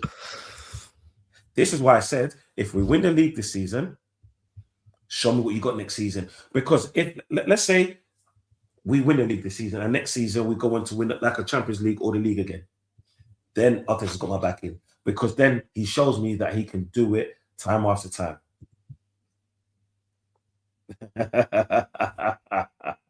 Mate, you finished 17th, Amran. I think you need to go look after your family. They're in need of you. Someone guy's funny, man. Prime spot in the Spurs jersey. Just deep this. Y'all's worst manager in y'all's history got y'all to a Europa League final, even though he lost. Arteta couldn't even do that for us. In a Carabao Cup final. Mate, that makes sense. Nah, come on. What's this Arteta here? Come on. If he wins this, come on. We have to give him his flowers. Come on, you can't. If he wins it, then you have to apologize. You do. You have to. What am I apologizing for? Because you, at the start of the season, you said if he doesn't win it, you want rid of him. Okay. Now it looks like he's going to win it, or very likely to. Okay. No. Before the season, before the transfer window, I said no matter what happens next season, I want him gone. Yeah. I saw the transfer window. I gave the transfer window a high score. This is what I'm saying. And if he wins something, yeah, which he should have done for at least once of the last 3 seasons, win something. Yeah. Just remember, we was always in 4 cup competitions. Yeah. Now, if he wins us the league, he gets 6-month probation. Do you know why? Just look at Slot. It could always revert to that. So no one's saying if Arteta wins this season, then he's just got free reign and he's going to be signed on for 3 more years of winning nothing. But you have to admit that you have to kind of say I was wrong. A wee bit. Okay. One second, Eli. Why would I have been wrong? Tell me one reason why I was wrong. No, sorry, not wrong, but you would have to kind of admit that you would have to give AMORIM more leverage than what you did. You would have to, because yes, I agree with you. Arteta had a lot of chances, right, to win stuff. He did. That's what you're saying. It is true. Because Arteta did have other chances, very good chances. We all forget the bottlers, the season that you guys had. We understand that. But if he wins this one, then I don't know. Of course, you can always come back and say, yeah, he should have won this before. You should have won this a couple of years ago. Should have won it a year ago, whatever you want to say. But think about if he wins this one, then you have to be like, right, okay, he's shown that he can do it. I was wrong. This is what you said, Don. I don't think Arteta could win the Premier League because you didn't, right? You don't think Arteta can win it?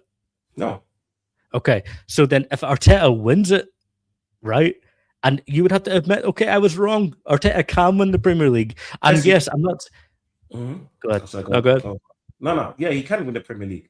Now, if he retains the title or wins the Champions League on top of that, that's become a full backing. I don't see why. It's not here or there, because then if he wins this and then loses it out next season or gets into slots thing, it'll be a thing where it was just luck before Man City was poor because Liverpool fell off. If he does a consistent run, right, and I'm talking about consistency now in winning trophies, then I can say it wasn't just fluke. It means that he has grown. It means that he's built a mentality of a team that cannot be broken. Yeah, that's when I apologize, because that's when you earn it. Because if that wasn't the case, we wouldn't be having Slot out after his first season of winning something in this fucking in this league. Fair enough. That's fair. That's fair. Yes, but that's just like you apologizing to Amorim if he no, don't Eli. No, Eli. I was nice. Not Eli. Eli, I was nice. I wish you happy New Year.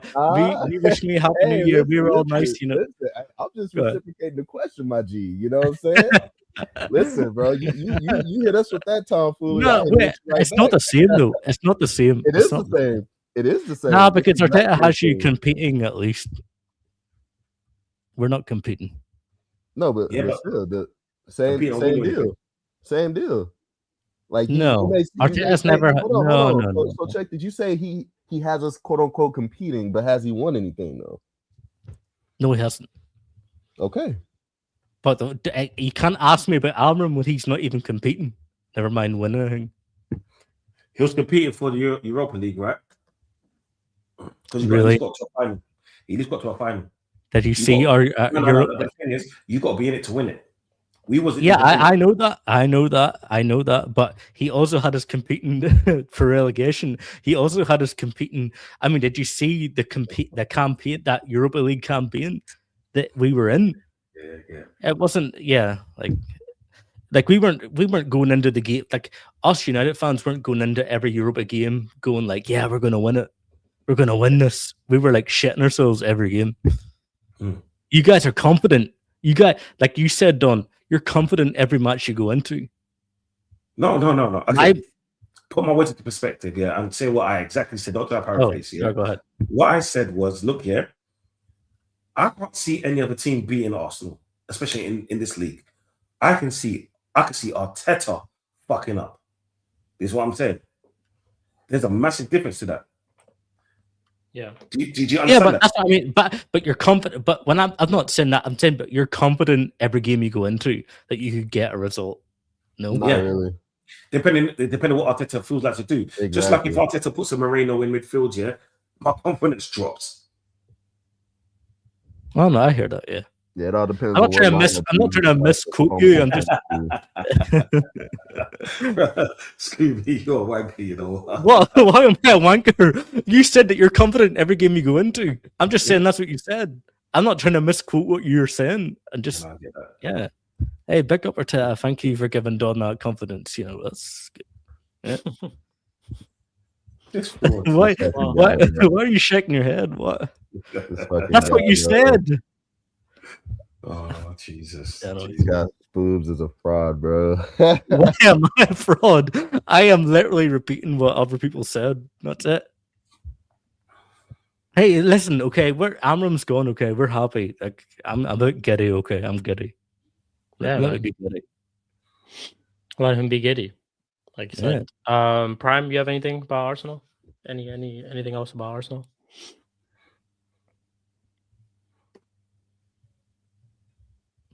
Look at Prime, the fraud. He's not even there. He wants to talk about his win. Sorry, what happened? What happened? Anything about Arsenal? Oh, Arsenal. I'm surprised you don't have anything about Arsenal. Eli. Yeah. What's up? Arsenal fans are very confident about winning the league, but it seems like you guys are your fan base. Let me not say you guys as in you guys, you two specifically, but it seems like your fan base. Yeah, you he guys is. are still one. Not even say one result per se, but it seems like you're like one injury away from a crash out, even though you guys have this perfect squad. Like when Gabriel got injured, and I get it, Gabriel, he's your best defender, he's important for you guys. But when Gabriel got injured, the crash out about Arsenal, oh no, it's gonna fall apart. We need to spend 250 mil on center backs in January. Like, can you guys just not be chill and relax? This fake confidence your fans like to present just to crash out anyway. It's a bit weird. You would think right now, with the position you guys are in, City don't look that strong per se. Liverpool are done. Chelsea, that's funny. Like, you would think you guys would be confident about actually winning this league, like real confidence. But what's going on? Hey, listen, bro. The only thing I can tell you is that you got a lot of feminine energy in this Arsenal community. You know what I'm saying? Like the Yeah, how it is, bunch of bitches. It's a bunch. It's a Bunch bunch of of bitches. That's all I can tell you, man. They react to everything, bro. Like they gotta post it, they gotta react to it, they gotta be in the center of it. You know what I'm saying? Like if they ain't in the center of, bro, if they ain't the center of attention, then the world is falling apart. You know what I'm saying? So any kind of traction that they can get, that they can perpetuate this feeling of superiority that I don't know why they have, because we haven't won shit for time. You know what I'm saying? Like I don't get it. I don't get it. Like me, I'm keeping my nose. I'm keeping my nose clean. You know what I'm saying? I'm taking it one game at a time. If we win it, hey, that's when I'll shout it out to the heavens. But right now, nah, bro. I can't have that kind of energy because I've seen what happens. You know what I'm saying? Like, give it a couple of months. Give it a couple of months. March, April. If we still on top, then you'll start seeing me have a lot more chest. But right now, there's no reason. We've seen this song and dance before too many times. You know what I'm saying? Like Don-C and I, we've seen it. We've been through it. We've lived it. It don't end pretty. Like we gotta roll back we gotta pump the brakes, give it a couple more months, because we still got a lot of fixtures, especially within the next 15 days or so. We're playing That's by Liverpool 8 games or something like that. It's crazy. Yeah, guys will smoke. Yeah, so we it just all depends on it just depends on how Arteta's gonna set us up. Honestly, like is he gonna rotate properly? Is he gonna manage this period properly? Because we got some tough games. So it ain't done yet. It ain't done yet. Like it's not. It's not. Like Man City may have fumbled it yesterday, but it's this league is still wide open. It's still wide open. I would have felt the same way if I was an Arsenal fan too. Still wide open for sure. And look, City low-key they're looking to strengthen this January. They just got linked with Mark Guehi, a defender, good defender as well. And Semenyo could just happen any day. Generally could happen tomorrow. So they're looking to strengthen too. I don't think it's definitely, you guys are in a good position with the way that you guys have been playing as well.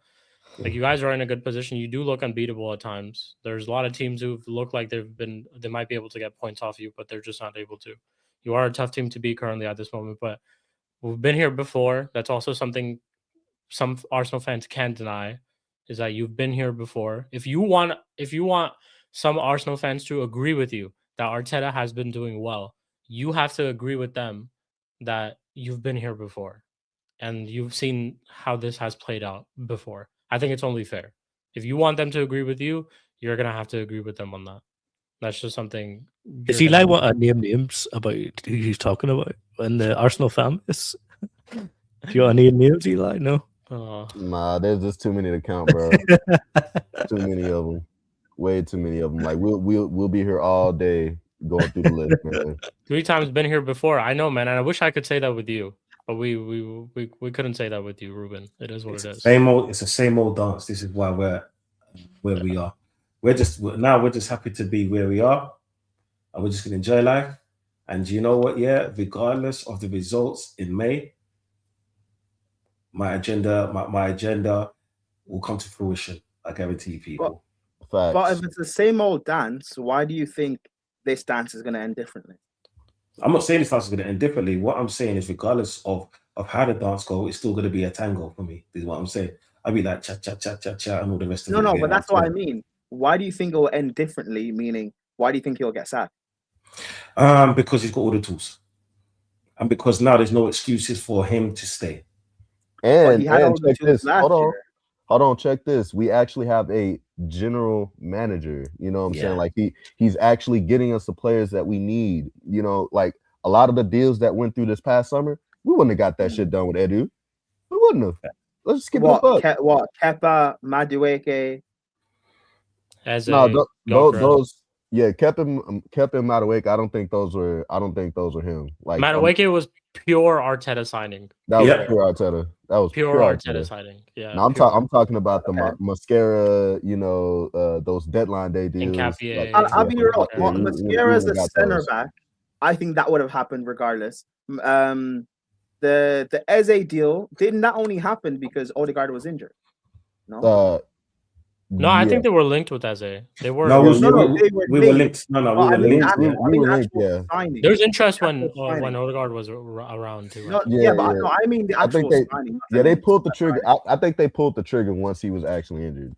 Yeah, and I think also like Spurs' interest as well when there was. Spurs but if Odegaard didn't get injured, I don't think Arsenal pulled the trigger on him. But we wouldn't have got the deal done with Eddie though. Yeah, and I also don't believe what's his name. Eze wouldn't have gone to Spurs regardless. Like, let's be real. I don't think they would have signed Gyökeres with Edu. I don't think they would have signed a striker. No, but they would have signed Sesko, and Sesko would have fit a lot more. I don't even know if they would have signed Sesko.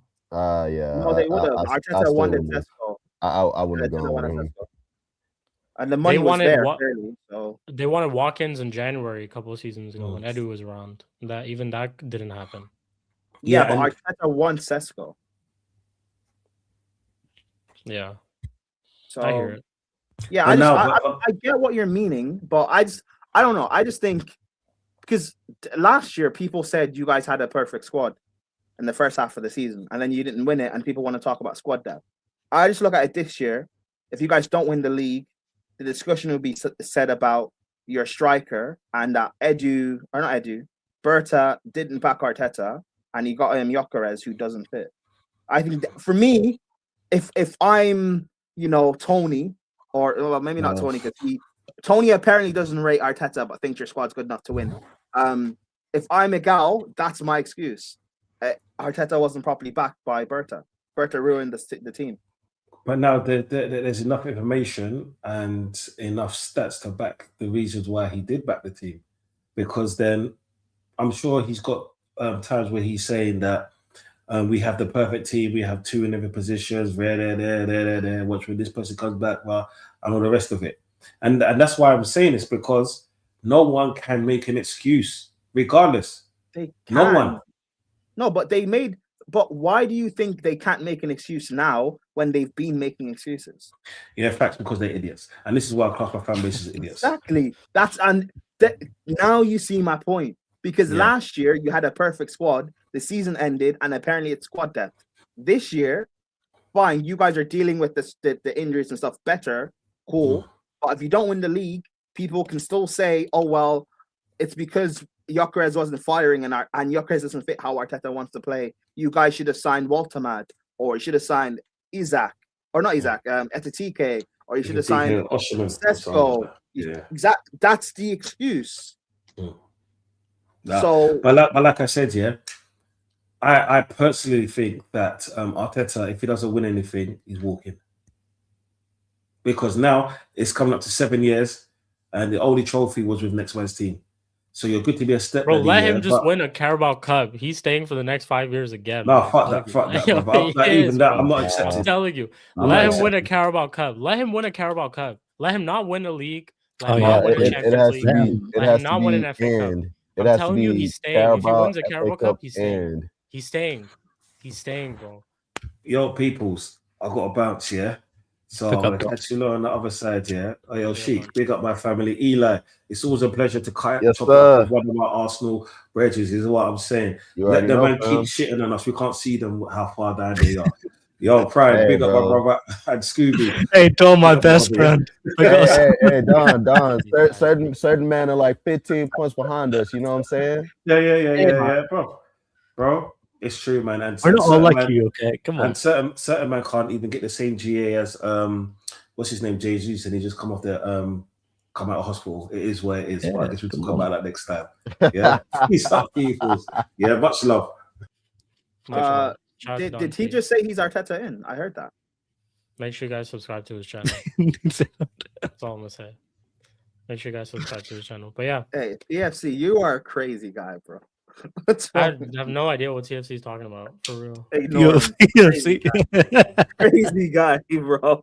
I have no idea what he's talking about. Anyways, For real. Anyways, moving PFC on. Phenomenals. Anyway.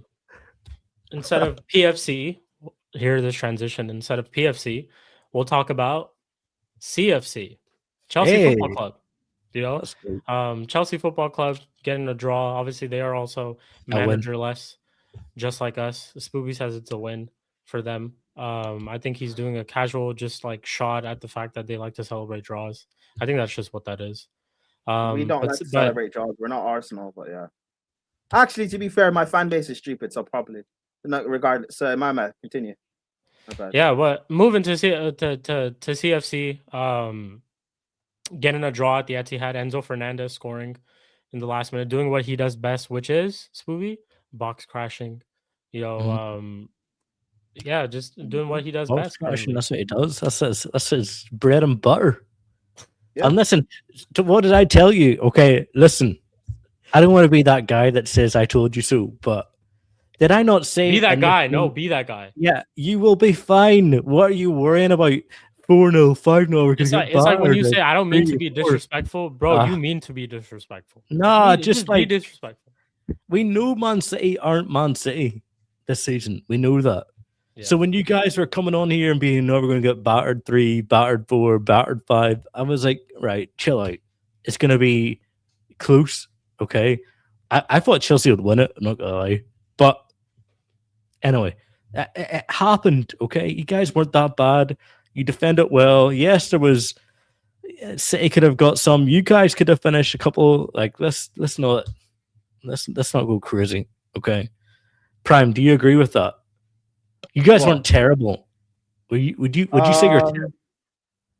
I In think the City first should have taken half, their chances. in the first half, we just sat and defended. That's what you have to do. And Man City were, bro. They Not clinical. should have It's not been. clinical. They should have been. They Ruthless. should have been 2-0.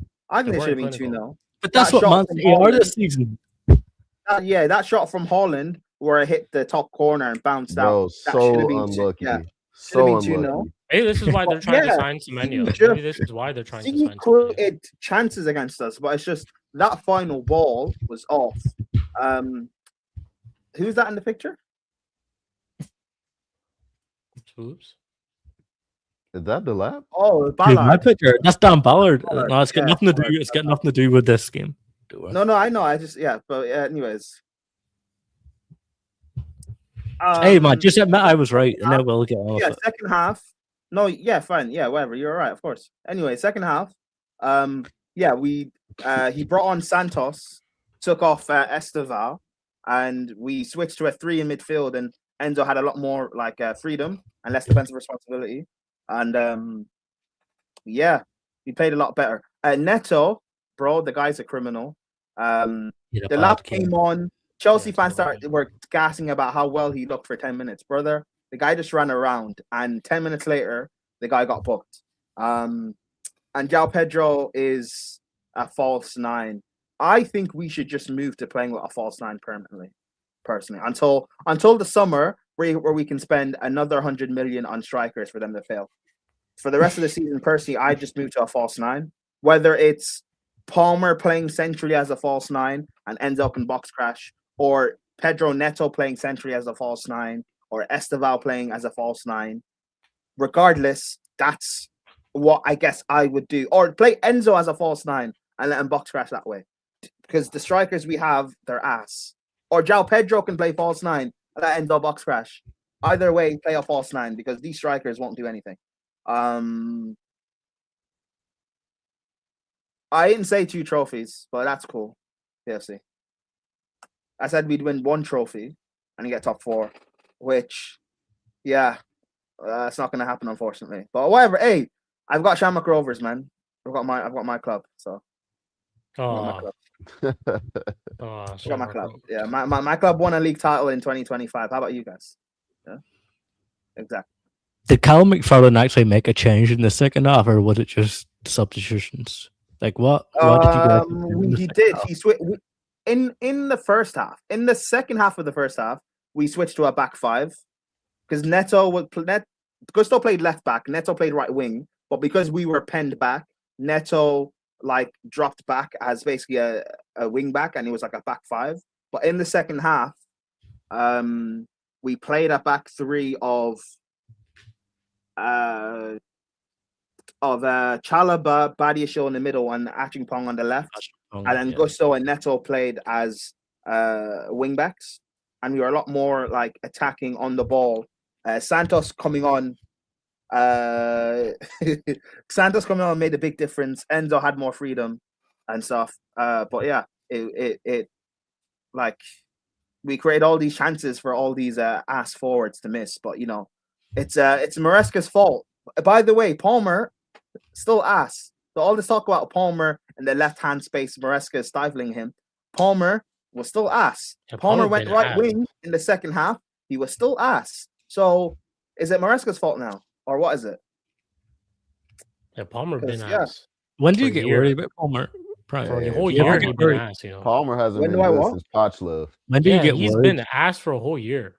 I'm worried about Palmer. Hey, Jimmy made a good point about Palmer. Come home, Cole Palmer. He basically said, he's kind of like a momentum player.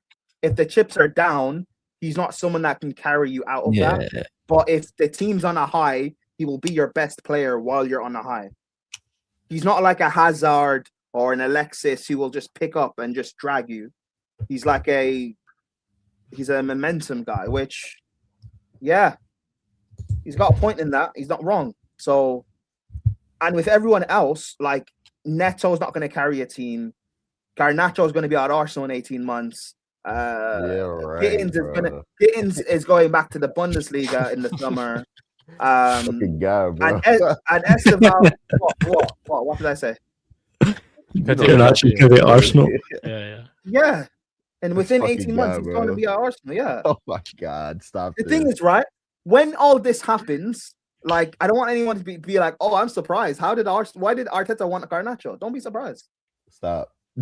Especially, by the way, if Arteta wins this league, you do know he has free reign to sign whoever he wants, and you guys can never question it. You know that, right? No, honestly, for the time being, though, thank you for taking Garnacho, bro. That guy's no problem. And he is pure for the dog future, shit, bro. For the future, Eli, thank you for signing Garnacho for the future. Anyways, Esteval's the only. Always go back to your ex. Esteval's the only forward. Always go back to your ex. Nah. Esteval's the only forward. Esteval's the only real forward who can I'm not bringing that comment pick up and carry a team. But the guy's 18 and can't play week in, week out. However, he should be because our other forwards aren't good. With whoever the new manager is that comes in, it's going to be Liam. I want to see Esteval and Palmer play together a lot more in the team because, again, let's limit us playing the other brain-dead attackers as much as we can. Don't do what Maresca kept doing and playing Pedro Neto and Garnacho on the flanks. It's brain-dead. Don't play them both on the flank. At least, if you're going to play one, I guess fine, because one of them at least has to start. But don't play both on the flanks and then be surprised why we can't score goals and we can't win games. Don't play them both on the flanks together. But yeah, this is our team. This is our team. Yay! Where do you go from here? Rest of the season, Chelsea. We'll be in the league. So I don't know. Listen, Well, I mean, of course you'll be in the league. You're not gonna get relegated. You don't. Hey, this club said that after they sacked, You're not going to get relegated. You'll be in the league. They said top 4 race. They said that they don't care about the Carabao Cup, the semi-final against Arsenal. So, but the thing, I don't know. With Liam, I think he's a good coach, and I think he's doing a good job at Strasbourg. But that he's doing a good job for the level and expectation of Strasbourg. He's not shown anything yet to say, yeah, you deserve the Chelsea job. But so is he getting Chelsea job like full time, or is this like interim? No, he's getting the job permanently. Well, permanently, man. For as long as until he starts speaking out again, and then they'll sack him. Bro, I did research on this guy yesterday. Mm-hmm. The type of person this guy is, it doesn't make sense that he's getting the Chelsea job. I'll be so honest. It does not make sense he's getting... No, sorry. Not that he's getting the Chelsea job. It doesn't make sense he wants to work under the Blue Coal model. This guy... Remember when Slavan Bilic was manager of West Ham? And you remember the way West Ham fans treated Bilic? Right? This guy was writing articles and speaking out about how poorly managers are treated and whatever. This guy was speaking about Fulham squad building years back and how they were just stockpiling players with no real transfer plan. That sounds exactly like Chelsea. It doesn't make sense. It don't make sense. But cool, whatever. The yes man Poch spoke out, the yes man Maresca spoke out, and the yes man in Liam, he's also going to speak out. Also, when we people are going to say, why make it about race? When we go through bad patches and Garnacho and Neto keep missing chances and don't score and we lose games, 1 + 1 = 2 with Chelsea fans, and that's what they're going to go. That they're going to give all managers and players get like slander and abuse, but because he's not white, it's going to be quite easy what words they're going to say to him. So, yeah. But well done. You got rid of the only good manager we've had under this ownership. Thank you, Chelsea fans. What do you think happens though? Like at rest of the season, top 4 race, transfer trophy. Do you think that's what I want, but I don't know. I'm gonna need to see like a few games with Liam before I can like really say. But even within that, he's not taking charge against Fulham. I think that's still Callum McFarlane. We just got a tweet like literally 2 minutes ago. He's on the verge of being appointed as new Chelsea head coach this week. Confirmed positive meetings in the last 24 hours in London with Chelsea hierarchy and agreement at final stages. Strasbourg to name new head coach soon as next key step. I don't know if this is like because we all know Fabrizio likes to recycle tweets all the time. I don't know if he posted this before, but this tweet came out like 2 minutes ago. Yeah. Which is fine. Yeah, of course. But he's not going to take charge of the next game, which is Fulham. He'll be against Cardiff, which fair enough. But yeah, Chelsea fans who are gassed about the result against Man City and about, I told you, Maresca, he didn't beat Pep at all. People who are gassing Liam Rosinier because when he was at Hull, he beat Maresca's Leicester team, and that makes Liam better. But Maresca smoked Enrique's Champions League treble PSG team, and that doesn't matter. He smoked Flick's Barca, title-winning Barca, and that doesn't matter. So, yeah, I guess the draw is cool, but if we lose to Fulham, what are we then going to say? Are we going to say, oh, we can't blame McFarlane because Maresca also would have lost to Fulham? Yes. And Maresca probably also... Actually, no. Seeing the way City are, because I agree with Spooby, City aren't the best. Maresca would have beaten the City team. Because you know why? A few weeks ago, I expected us to beat City. So, whatever. there's a protest on the 17th of January. You going to that? You going to? Yes, that? I Hey, am. Prime, you and Yes, Pell's I going to it. Let's go. Are you going to a Wait, palace? what do you mean me and pal? Okay, cool. I'm going to this protest. I think I'm shut up, Steve. I didn't go to the last one last year because you guy's guys know Spooby, I was against that. I was against because there is no clear message, good for nothing. I saw the videos online. It looked like an EDL rally. Shall we go in our Harry Potter costumes? Yeah, let's go. You should do it. Do it. 100%. I don't. Do it. No. Yeah, you're Listen, one to Chelsea do all that shit. You know. Chelsea fans don't like me already. Do you want me to? I'm gonna get rushed if I do that. No. But no, this message. Who there's hates a you? What do you clear- mean? Who hates you? Who hates you? Oh, Chelsea fans don't like me. Anyways, Hey, Prime is like regular on Lewis's channel. So Oh, yeah, is but that- because is that a because the way I speak about the fan base and stuff, Chelsea fans don't like me. But no, this protest, there's a clear message. It's being ran and backed by people, content creators in the fan base that I actually, I'll actually respect. So I'm like, cool, I'll go. If Lewis is backing it and CB, then I'll back this one and I'll actually go to it. But we'll see. We'll see how much of a difference it makes, because when Rosenier comes in, we play Arsenal. I think the last game before that, the 17th.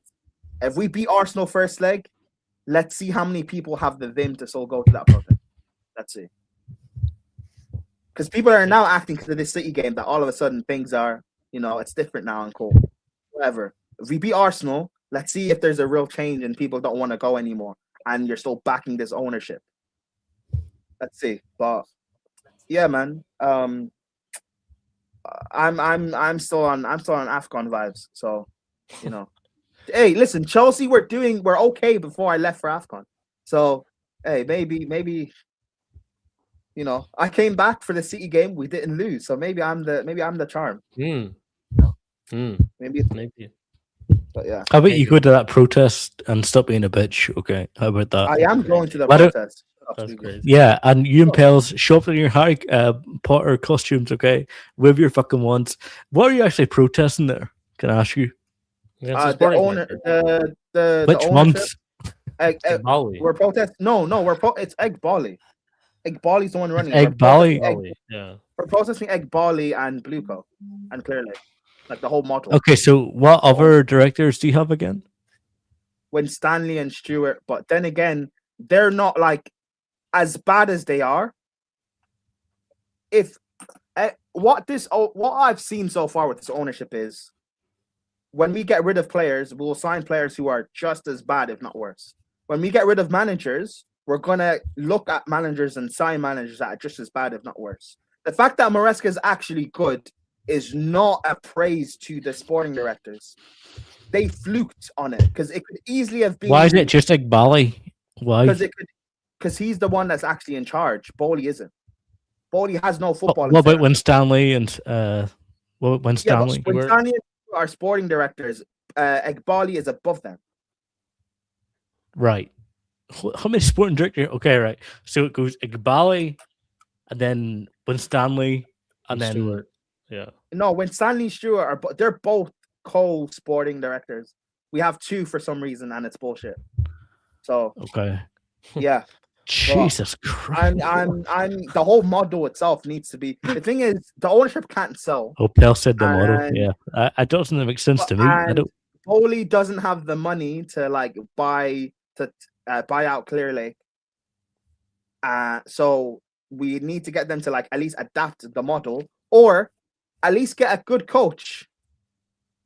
Like, because if you can get me like at least a Maresca level, if not a better coach, that can at least get me consistent top four and win me trophies, like at least that's the bare minimum. And let's see if we can develop some of these players to be competent. But I don't know. Whatever, man. Hey, yeah. We'll see. Where is this protest? Also, where is it? Outside Stamford Bridge. The 17th is on the 17th. We play Brentford at the Bridge. And so it's on Old Trafford. No, that protest is before our game. But also, CP, South Africa lost last night. Hold up. Hey, hold on, TP. CP supports South Africa. He's South African. CP South African. Yeah. Okay. Yeah, I Right. actually didn't know he was South African as well. Yeah. That's The crazy. CP is South African. What the fuck? That's crazy. Anyways, Eli, I did hear your message. You said you got to leave. Shout out to you every single time, bro. Yes, sir. Happy New Year. every Hey, single pick up time. Eli, bro. Big up Make every sure you time, guys my check out broskies. Eli. Arteta and bro. This guy.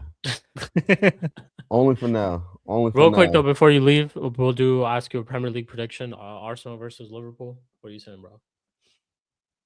I think it's on Wednesday or it's on Thursday. It's on Thursday, I think. Yeah, I'll say 2-1 Arsenal. 2-1 Arsenal. 2-1 Arsenal. Bet. They'll scumbag it. Confidence. Bet. All right, man. Big up to Eli in the chat. Make sure you guys check out all his stuff. Links in the description. All that type of good stuff. We'll pretty much end the stream as well. Is there anything else you guys want to talk about? We'll do Premier League predictions. It's not really much. Today's kind of like a dry day, dead day. Besides the AMORIM news, of yeah. But anyway, I'll catch y'all in a bit. Y'all be Yeah, man. safe. Every Happy single New time, Year's bro. once again, and congratulations on Good to see you, bro. getting out of that penitentiary. You know what I'm saying? Thank you, bro. Thank you, brother, man. Big Thank up, you. big Thank up. you. Yes, sir. Happy New Year Big to up. you as well, bro. Every single time. Big up. Big up, big up. But yeah, what Hey, you guys big up, saying? Max. Big up Max for the raid as well. Big up. Exactly. There we go. Hey, fellas. Pels, are you going? Pels, are you are you going to the protest? Bells is such a fraud. She's such a fraud. What? Jesus Miss you Christ. guys heard? Michigan. What is it? Anyway, just go to the fucking protest then, Bills. How about that? Stop being a fraud, right? Oh shit, I broke my New Year's anyway. Yeah, you and Prime link up, and you guys can wave your Flying out flag. the next And, day.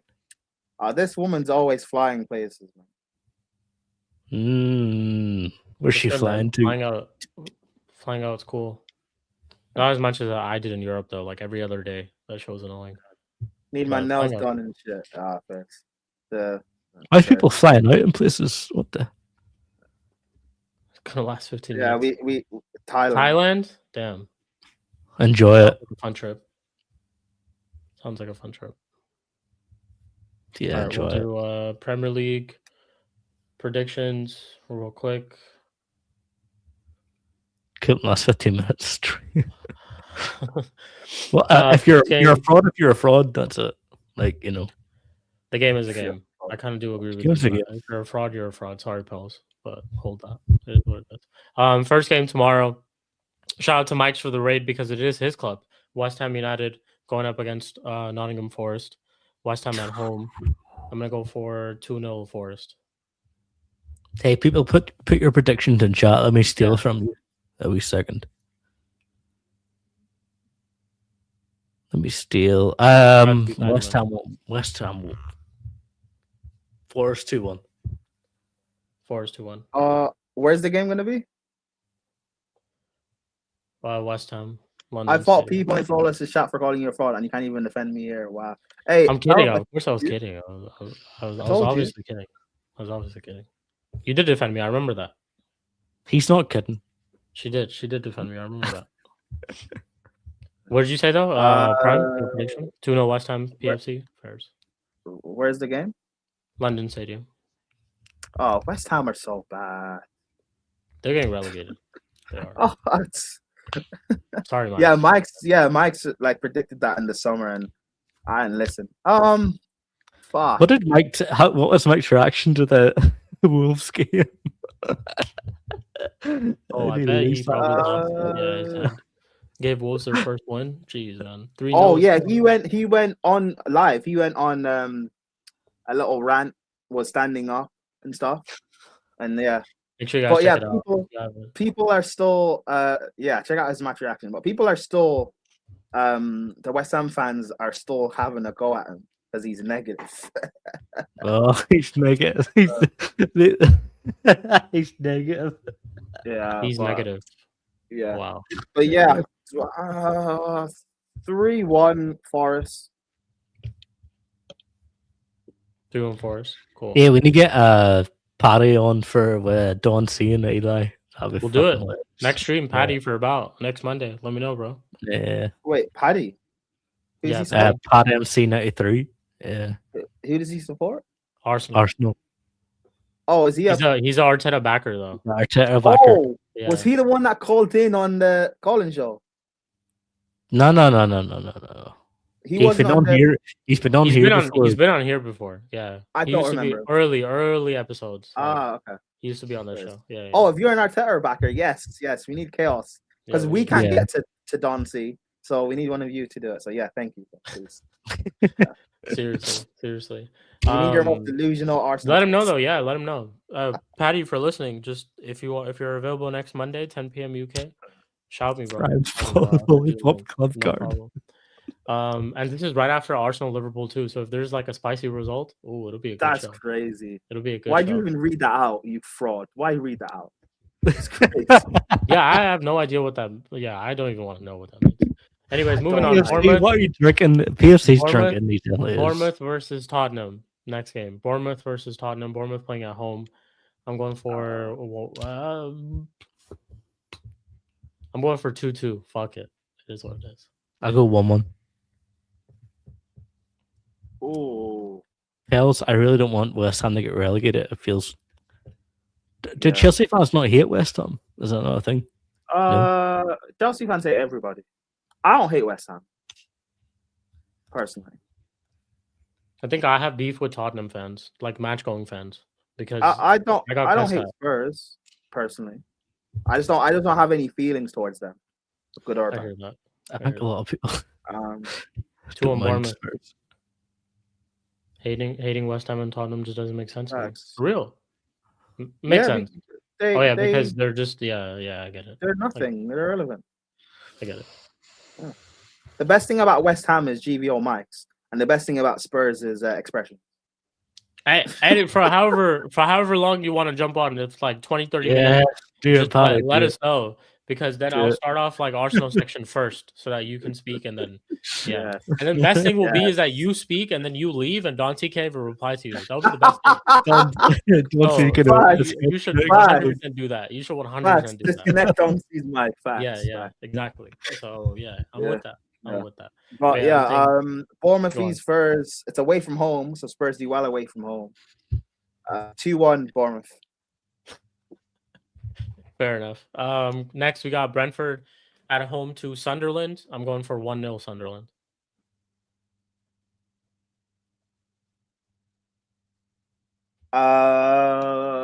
Wow.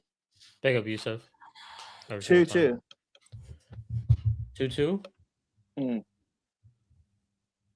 1-1. 1-1. Cool. Then we have good game. Crystal Palace at home to Aston Villa. I'm going for 3-2 Villa. Didn't they just play each other? Did they? No. I feel like they just played each other, no? Not anytime soon, because we played Burnley a while ago, right? It was Newcastle and Palace, my bad. It was Yeah. Oh wow.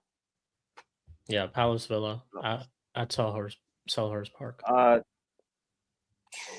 2-1 Villa. 2-1 Villa. 2-0 Villa. 2-0 Villa. Cool. So we got Everton at home to Wolves. I'm going for 2-1 Everton. Didn't see you since July. Just subscribed. Big up to you, man. Pick up Yusuf. Big up to you, Yusuf. 2-0 Everton. Big up Yusuf. So we're gonna miss. We're just skipping Fulham Chelsea. That was it was like in the order that's being shown to me. That's after the Everton Wolves game. It's the same time though. Okay, yeah, same time. Yeah, my bad. Yeah. No, you're good. Oh, also, if you guys would be down one of these days, I think this would be fun to do. I think a Mud Brothers call-in show.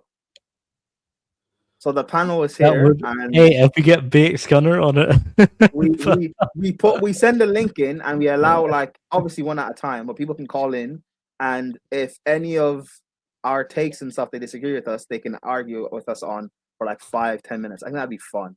You could do one episode. Pels. Hey, Pels. How about you get on here, Pels? Talk your shit. Idiot. I think we could do like one episode. I think that'd be fun. It's not a bad idea. Would be fun. Great idea. Yeah, we should do that. We'll Everyone just calling in to call Spooby a fraud. Yeah, what? No one's calling me. PFC is going to come up. Yeah, PFC, you have to call in.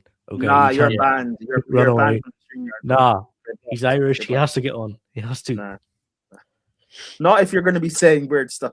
Yeah, you can't say people in helicopters and stuff. Yeah.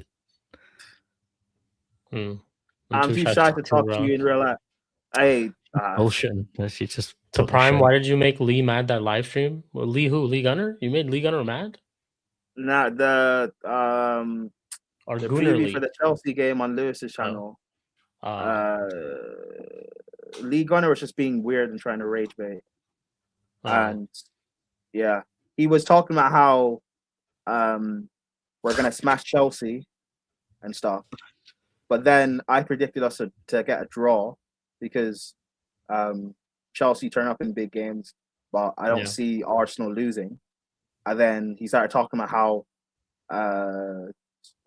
you guys conceded 3 to Wolves, which I find funny because didn't they only beat Wolves on own goals and whatever. But he was just being weird, and also he was doing the whole Neto's better than Salah and Welbeck's better than Salah. And then I asked him, what do you think? This broke him towards the end of the stream. I said, what do you think of Jared Bowen? And he said, oh, like he rates Bowen and stuff. Cool. So I said, do you think Bowen's better than Salah? And he wasn't willing to answer the question. Yeah. Damn. Well, hey, big up to you, man. Every single time. Shout out to Kenya as well. Big up to you, Kenya as well. Big up to you, Yusuf, man. Oh, Kenya. Damn. Nice. Hey, our reach is far. That's for real. Yeah, Everton Wolves. That's where we were at. We do a tour in Kenya. Chief? I think I said. Do you have funds? Do you have funds at Mud Brothers to do a tour in Kenya? I have no funds right now, bro. There's no funds. No. Okay. No, you know the next. Hey, come on, get the fun. You know the next AFCON is being held in. It's being held in Kenya, Uganda, and Tanzania. The next. For real? Wow. So I have to do a little trip then. Yeah, Mud Brothers AFCON. Can we Mud Brothers AFCON? Yeah, might have to do a little trip then. Not gonna lie. Bro, if I went there, my whole budget would go to sunscreen, bro. My skin can handle that weather. Yeah. But yeah, Everton, Wolves. That's the game that we're on. I said 2-1 Everton. Yeah. Afghan Zanzibar.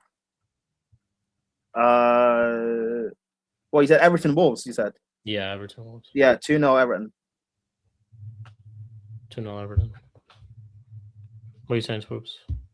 Wolves 2-1. Wolves 2-1. Yeah. There's cool. Next we have, let's see. Fulham Chelsea. I'm saying 1-0 Fulham.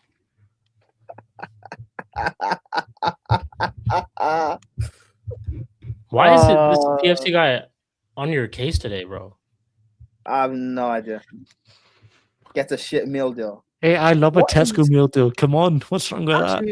Tesco meal deal is great. When's the last time I had a Tesco meal deal? In the summer, probably. Was the last time I had a meal deal. But yeah, sounds like something like cheap and affordable, and probably tastes decent. Yeah, so I don't see it being that bad. It's like a sandwich. It's a sandwich, a crisp, and a drink. That's not bad. Or instead of a sandwich, how expensive? Like a chocolate bar or something. It's like £3 something. The whole thing is £3. It's something crazy, yeah. So that's like $5. So a sandwich, chips or chocolate, and a drink. And a drink for $5. Fuck out of here. What are we talking about? Yeah. Give me that shit. Like 3 something. Yeah, great. Yeah. Give me that shit. You know that shit. That shit will easily cost like $10 out here, which is probably like £9. Easily. A prawn. Try 100 get a prawn. Why are they? What is up with everyone today? Yo, leave what do I get? I'll get like a BLT or maybe a breakfast Yeah. sandwich. A chicken tikka sandwich. I'd get Yeah, good shit. but bro. no, I miss Ireland. I miss rolls in Ireland. That's what I really miss, bro. You call it roll? What? Yeah, chicken rolls. Wait, what? What's wrong? We don't call it rolls here. What do you call What, it? Not well. Sorry, not in Northern Ireland. In Ireland, they call it rolls. We don't call it. yeah. What do you call What it? do you call them in Northern Ireland? Baguettes. Nah, like a. Yeah, do you mean like a baguette, like a long chicken Yeah. sandwich? Yeah. Chicken Oh, roll. yeah, you call that a roll. Yeah, Yeah. Chicken roll. yeah, you call it a roll. Chicken roll, Ireland. Let me see what this looks like. Yeah. Oh, chicken- Pels wants to be able to get the pasta. Oh, Chicken Pels. fillet roll. Oh, this like Irish chicken fillet. Chicken fillet. Yeah, chicken fillet roll. Yeah. Yo, this Chicken looks fillet gas. roll, This yeah. looks gas. You can get the pasta too. Pels gets the pasta. Oh, Lord. This looks good. She gets it is, bro. Chicken rolls are yeah. I That miss looks that really about good. Ireland, bro. Hey, the And prawn then cocktail. yeah. Out of prawn all, I'm not gonna cocktail. lie. Out of all the places that I went to, England had the worst food. Yes. Then- Oh yeah, really? Yeah, You're surprised? I wasn't. England had Did you like go the to good worst- places or just? I think it was just like, so our whole thing was we were trying to go to like try obviously like authentic food from the places we were going to. England, like what really is authentic English food, right? So we were just like in England, we were just going to a bunch of like fast food places, Yeah. like a doner shop, like a chicken shop, like stuff like that. And everywhere else, like it wasn't bad. It's not me saying it was bad, but it's just out of all the places that we went to, England was probably the worst. When I moved here, like the quality of takeouts are awful. I'm not gonna lie though, They're bad. right outside Old Trafford, I was hungry. So like right before the game, I like drank a little bit.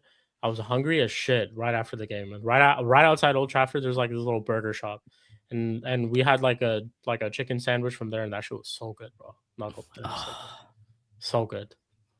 And that was probably like, I don't know, maybe that's bottom tier food for you guys in England, but No, for me fuck that it, shit was come on. gas, bro. It was After good. drinks as well. Oh, Yeah, bro, that shit was so Yeah. good. Yeah, Terrible game that- too, fucking dreadful game. So I wanted to eat after. I was like, bro, fuck. this Hey, shit. Sheik, imagine if you just scheduled your trip like a month or two later. You know, I'm Yeah, I know, bro. I thought he'd be gone by then. Honestly. so did I. Yeah. But you It gone is by what that. it is. But It is what it Yeah. is. But nah, cool, yeah. I miss chicken rolls, bro. That and I miss Supermax as well in Ireland. Hey, I think Yeah. I think I want to eat a gyro today. I might. I feel like. I need to go Anyways, back to Fulham Ireland. Chelsea. I'm saying 1-0 Fulham. is it still Callum McFarlane? Yeah, Yes. Oh, 3-1 Chelsea. fair enough. I don't trust these lot. This is the sort of game where they just don't turn up. I don't trust them. Nah. But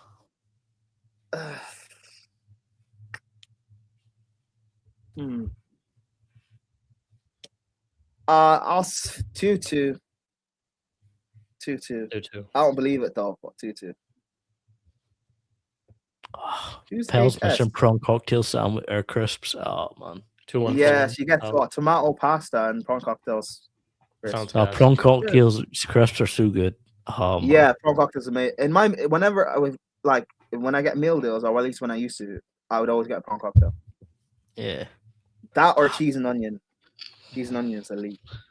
Next up, we got City Bournemouth. City Brighton. City at home. 3-1 City. Fuck. Yeah, same. 2-1 say. 2-1 City. Cool. Next, we got Burnley against Manchester United. 1-0 Manchester United. We should win this game. We should. We should beat Burnley. We should. Yeah, 1-0. 1-0. I'll go 1-0. United. Yeah. 1-0 United. Manager bounce. It's gonna be Fletcher, right? Fletcher, yeah. Oh, He's defo playing his son. He's defo playing Jack Fletcher. he's got two sons, no? Yeah. Burnley away from home. United manager bounce. 4-1 United. I need to get a spice bag. Spice bag's good. Yes. Spice bag's nice. Let me look this up. Yeah. Spice bag. It's like You know what's chips. mad? Yeah. You know all these stuff in Ireland. I thought they were kind of like common, Oh, this looks especially in good. England, right? But when I moved to London, They don't have spice bags here. Yeah, they don't. They don't have spice This bags. looks good, man. They don't This have looks- they don't do rolls. They don't do chicken rolls. Like, bro, it's sad. But Yeah, yeah, this spice looks bags good. are elite. Yeah, they do. You need to go to Ireland. I like stuff. I Yeah. like stuff like that too. So yeah, I would Yeah, you definitely do. like. Especially after like a night out drinking and stuff. If you get that, Mhm. it's Oh better than my getting like a kebab and stuff. It's a lot more for that. Bro, we had so much of like kebabs in Europe, just in Europe entirely. Yeah, Just it's every crazy. day, like every day, if we were out super late, like that's the only place that would be open, and it would just be kebab after kebab after kebab, bro. Oh. It's, yeah. But I had a lot of good food. I did. I had a lot of good. I had really good Italian food. Did you get a sausage roll? No, Oh, for Don't eat fuck's sausage. sake! I don't God eat sausage. damn. I don't eat pork. Yeah. Oh no, no, you can get a vegan one too. Oh, I didn't know. They're good, man. God damn. Yeah. I had something that looked like those chicken rolls you guys were talking about, like in a long like baguette with like sauce. It had fries. It had like chicken. It had like a bunch of like vegetables. Nah, but that's not it. It's just chicken, Okay. bro. Mm. Yeah. Hells. Don't talk to Fair me. enough. Oh again. my god, that is crazy, PFC. That is mad. That's mad. I'm beating Irish with kebab, especially. That is mad. Anyways, moving on. Newcastle United versus United versus Leeds United. Is it Pelts? Because I don't even know like what this all even fucking means, bro. Well, kebab's another name for Never mind. yeah, Never mind. Yeah, You know. for Yeah, never mind. private area. Newcastle United versus KFC's Leeds. home. Let's keep this football. Newcastle United versus Leeds United. I'm saying 3-1 Newcastle. Yeah. Oh, you're in bod. You can do what you want. You're Yeah. mod. Two no leads. 2-0 Leeds. 2-1 Leeds. Fuck you guys. You guys want Leeds to win? Fuck you guys. No, I don't want them to win. I Newcastle think they will. Newcastle are shit.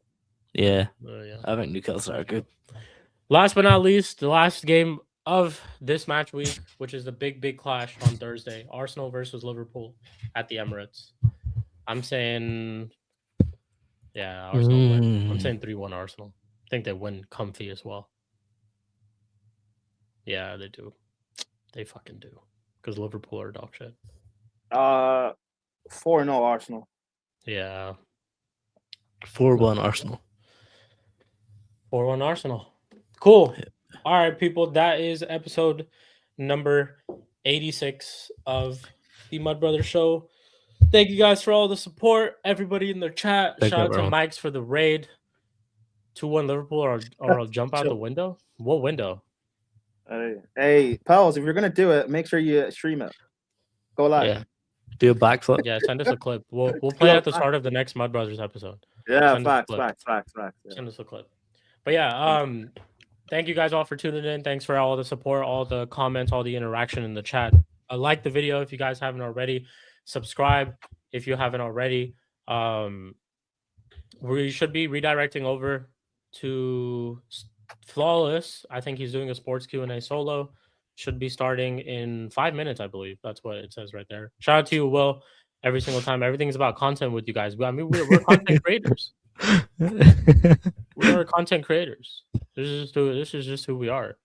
So yeah. Plus, you're a regular here on the Mud Brothers show as well. You're always Yeah, here. pals, you know Everybody it knows is. you. Come on. Yeah. Everybody knows you. So yeah.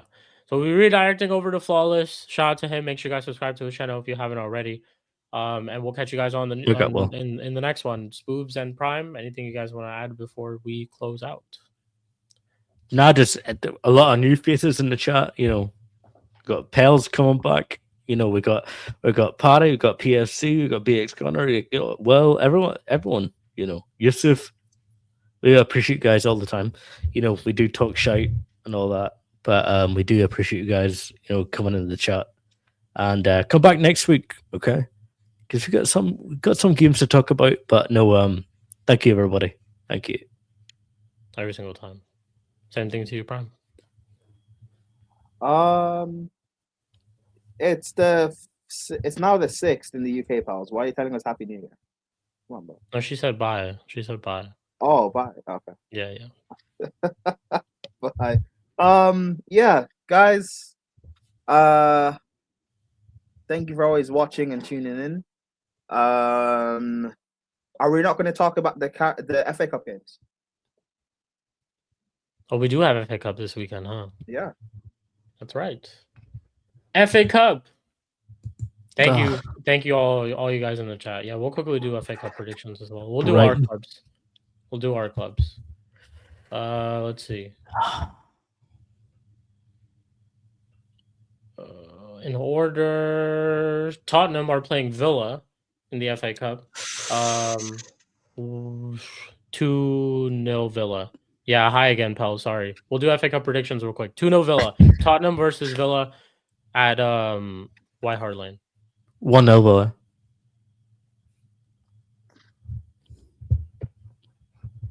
2-1 Villa. 2-1 Villa. Look who joined. What are you saying, Will? Good morning, lads. Hello. Good morning, lads. What are you telling me? Morning. Hey, Morning, bro. Will. Yeah, Actually, let's get through the FA Cup games first, because I want to know your thoughts about the whole Chelsea bullshit. All right. Speaking of Chelsea, Charlton versus Chelsea in the FA Cup. 3-0 Chelsea. 2-0 Chelsea. It's away from home, right? Yeah. 4-0 Chelsea, Garnacho hat-trick. Let's go. It's his level. That's 5-1. why exactly. It's his level. That's why. My I God. don't get any hat-trick. My winner. Next up, we got Arsenal away from home as well. Spooby, at least to say that with your face. No, that's okay. Well, what are you saying, Charlton, Chelsea? 5-1. 5-1. Yeah. All right. Portsmouth, Arsenal. What are you guys saying? I'm saying 3-0 Arsenal. 3-1 Arsenal. 5-0 Arsenal. 1-0. 1-0 Arsenal. Fairs. Well, if this is a draw, does it go to penalties? A replay. Replay. Okay. Next up, we have United versus Brighton. 1-1. Shout out Flawless every single time. Are you going live, Flawless, for the sports solo Q&A? Pick up Flawless. 2-1. 2-1. United? Yeah. What are you guys saying? Will? Brighton 2-1. Brighton 2-1. Oh, OT. We're actually not good against Brighton. We're not good against Brighton at home, to be honest. Oh, you're not good against Brighton. Okay. No, we have a 2-0 terrible United. record. Cheek, who have you been good against? You guys. Someone we are good at Old Trafford is you guys.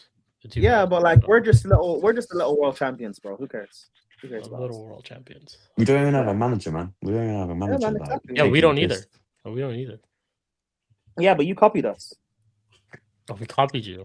Yeah, but you did. That's We kind should of have true. sacked our We manager a did long copy. time. We should have sacked our manager a long time ago. That's cool. What was it that Stormzy once said? We set trends, them and copy. So you copied us.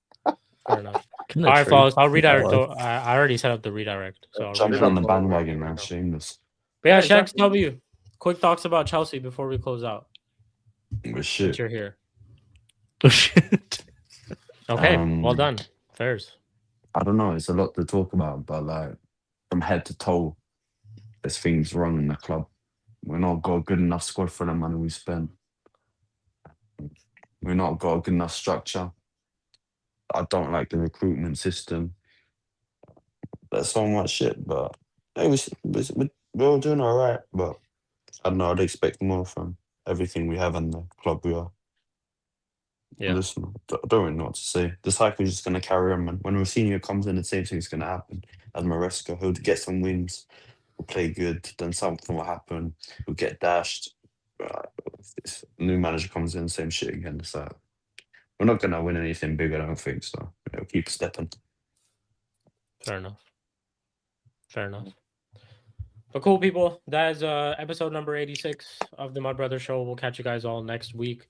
You guys will be heading over to Flawless's channel where he is going to be doing the sports Q&A solo edition live on Sarcasm City TV. Make sure you guys go subscribe to my bro. I'm Wish him a surprised happy it's not birthday Man too. United.